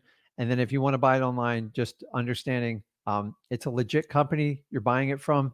I just don't benefit from it, but I told them I would never knock it. So I have people like that still buy it and comment on it. I'm fine with it. It is what it is. I think I got another 8 years left on the contract. So if it helps you out, it's great. It's and by the way, guys, it's not $1 million. It's like $100 or $197. Pretty cheap stuff. So it's a lot better than your $7,000 courses that teach you nothing. So Barbara says she's in Washington State. So I've only been there once. Sonash counties. Awesome. So if you guys need to connect with her, she's actually always on this chat and I love it. And she takes full advantage of everything we offer here. And I want you guys to do it. So Olivia says, hey, I made it. Appreciate it. Jeffrey says, I'm in Albuquerque. I have a vacant residence. I have vacant residence, 30 or so. I know there's a deal in there somewhere. Jeffrey, go get it. And then submit it below. And let's see if we can work together. If you do, we can talk one-on-one and we can work together as partners. And here's a really cool thing. Anybody can test. I've done a lot of business with people like all over the country. When you do a deal with me, like you're in, like we connect, I text with people. I just want people to reach for it, man. Like I want people just like me out there. So I'm not knocking you if you don't do it. Like it's not to everyone's tea, but I love people to go out and hustle and have fun. That's how I train Zach. That's how I want to train you guys, and you guys can do it. I promise you. Because I don't want a connection from you when you pay me a coaching fee. Okay. How much deeper of a connection can we have if we do a deal together? I think I'm much more credible if we do a deal together as opposed to you paying me a fee and you never doing a deal. So, and what about this? If you don't pay me, we partner on a deal, you make money and we do it 2 or 3 times over. It'd be amazing. Guys, I want you to spread your wings and fly out of the nest. I'm not here to hold you back. If anything, I'm making this as clear free as possible for you. So awesome. Okay, we're in the lightning round.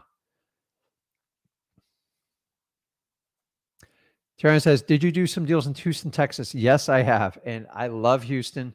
And I actually have a lot of friends that I do business with in Houston and just old acquaintances over the time that I've learned, but I love Houston. It's a wonderfully growing city and it's very real estate friendly. So I would love to do more deals. I haven't done one in about 1.5 years over there. So I'd love to do some more. So guys, here's the thing is I'm an expert in Florida. Like anything in Florida, I'm on it.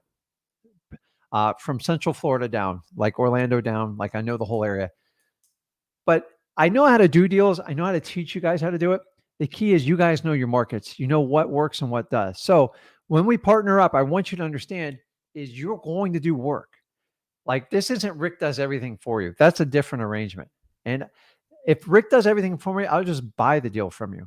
But I'd rather just work with you and teach you because it's a life skill you can walk away. And let me ask you, would you rather pay someone $5,000 or $10,000 to learn wholesaling? Or would you rather partner up with someone that could put money in your pocket? You learn the process and the whole dime, and it doesn't cost you a dime. They're beyond powerful. And you guys always ask for it. That's why me and Zach are bringing it to you. We're putting our money where our mouth is. So,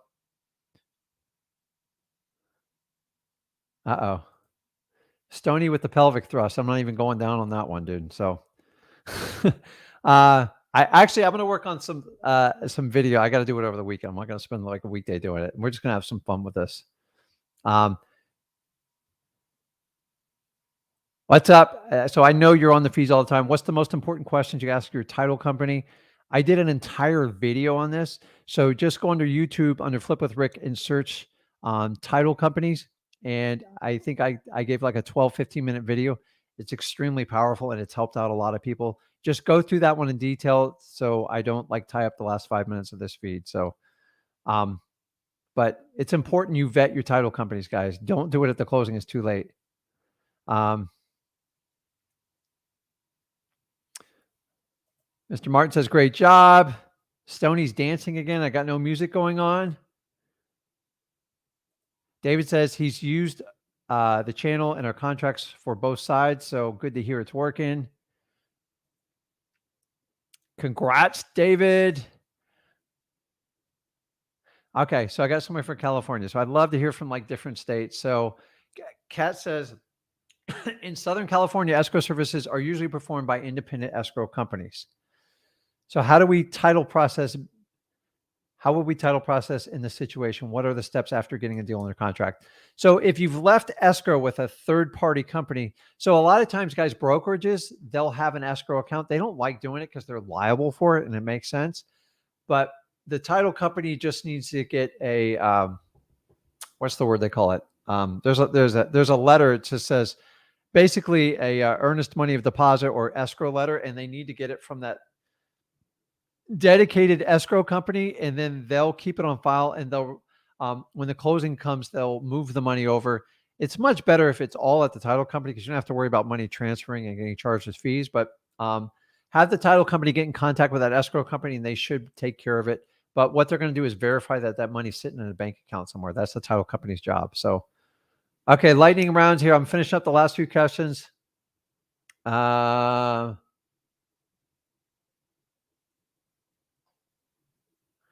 guys are sharing information.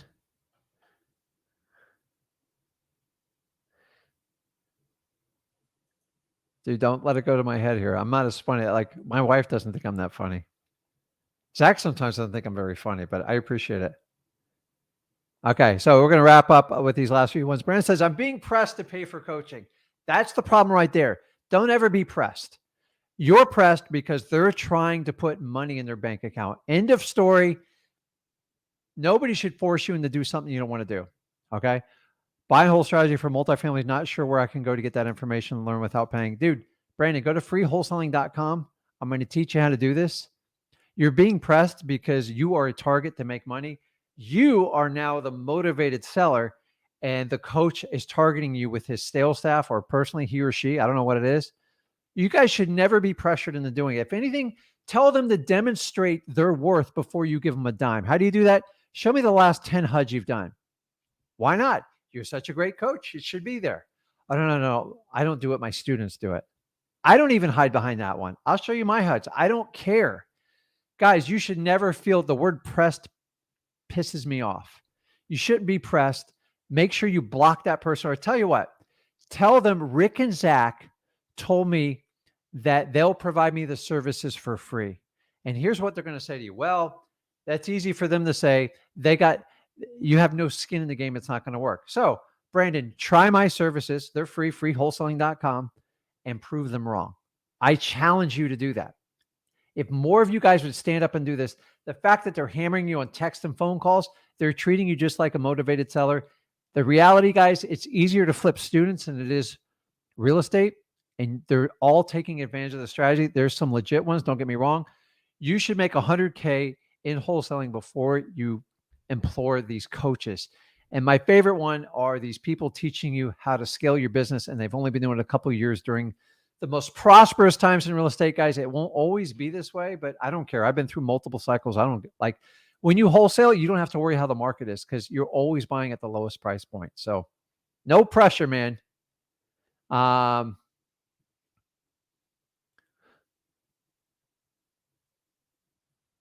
They don't have an email.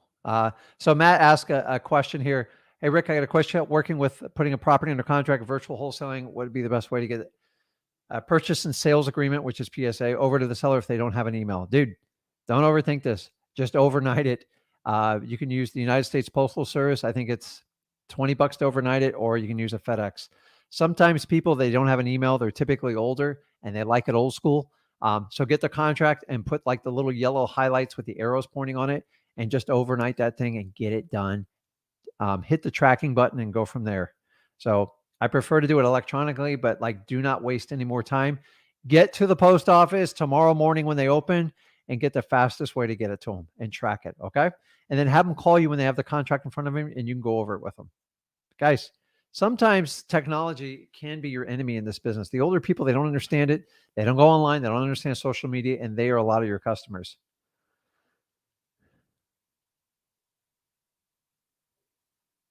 So Taryn says, I can find the deals, but it's very difficult to do the contract. I have a disability reading trying to look for apartment to work with me. So Taryn, you're not the only person that's going to have a disability out there. If you're really good at talking to people, find somebody you can work with to help you put the contracts together, or figure out, like, get a template contract, and then really you're coming down to just price and terms. So that's the only thing you have to look at, and that's the stuff you're filling in. So always reach out for help, but like the hustle, you already have it. The other part, you can get help to figure that stuff out. So if you get a template contract, that should help solve it. So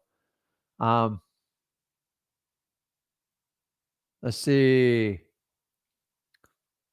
Okay, guys, I'm going to wrap it up for time's sakes because I could go on forever. So Zach will be on live tomorrow night. I'm going to try to join him, but I'm not sure I'm going to be here. And man, we're going to have a killer live tomorrow. So it's going to be a lot of fun. You guys know we post content every day to the Flip with Rick channel. We post it every day. We do the most lives. We're the only free people that actually know what they're doing out there. And we don't have a hidden funnel. Guys, take advantage of it. Do me a favor. Make sure you subscribe. Can you guys give me like 2 thumbs up before we leave here? Because Zach's going to shoot me if I don't get a certain amount of likes. And I've had a lot of fun with this. Take this information on the title company. Use it for your wholesaling company. And don't let any title company take advantage of you. Do your homework before you do business with them. That way, when you do business, you know exactly what to expect to pay, what to expect to get. And it's been my honor to host you guys here for a couple hours here. Hopefully I'll see you tomorrow. We'll be on live tomorrow. I believe it's 5 o'clock. Zach will be here. You'll all get the notifications. Join us on Facebook. Go to YouTube. Subscribe. Let's keep it going, guys. Awesome that we can partner now and you don't have to pay any coaching fees. So I can't wait to work with you guys.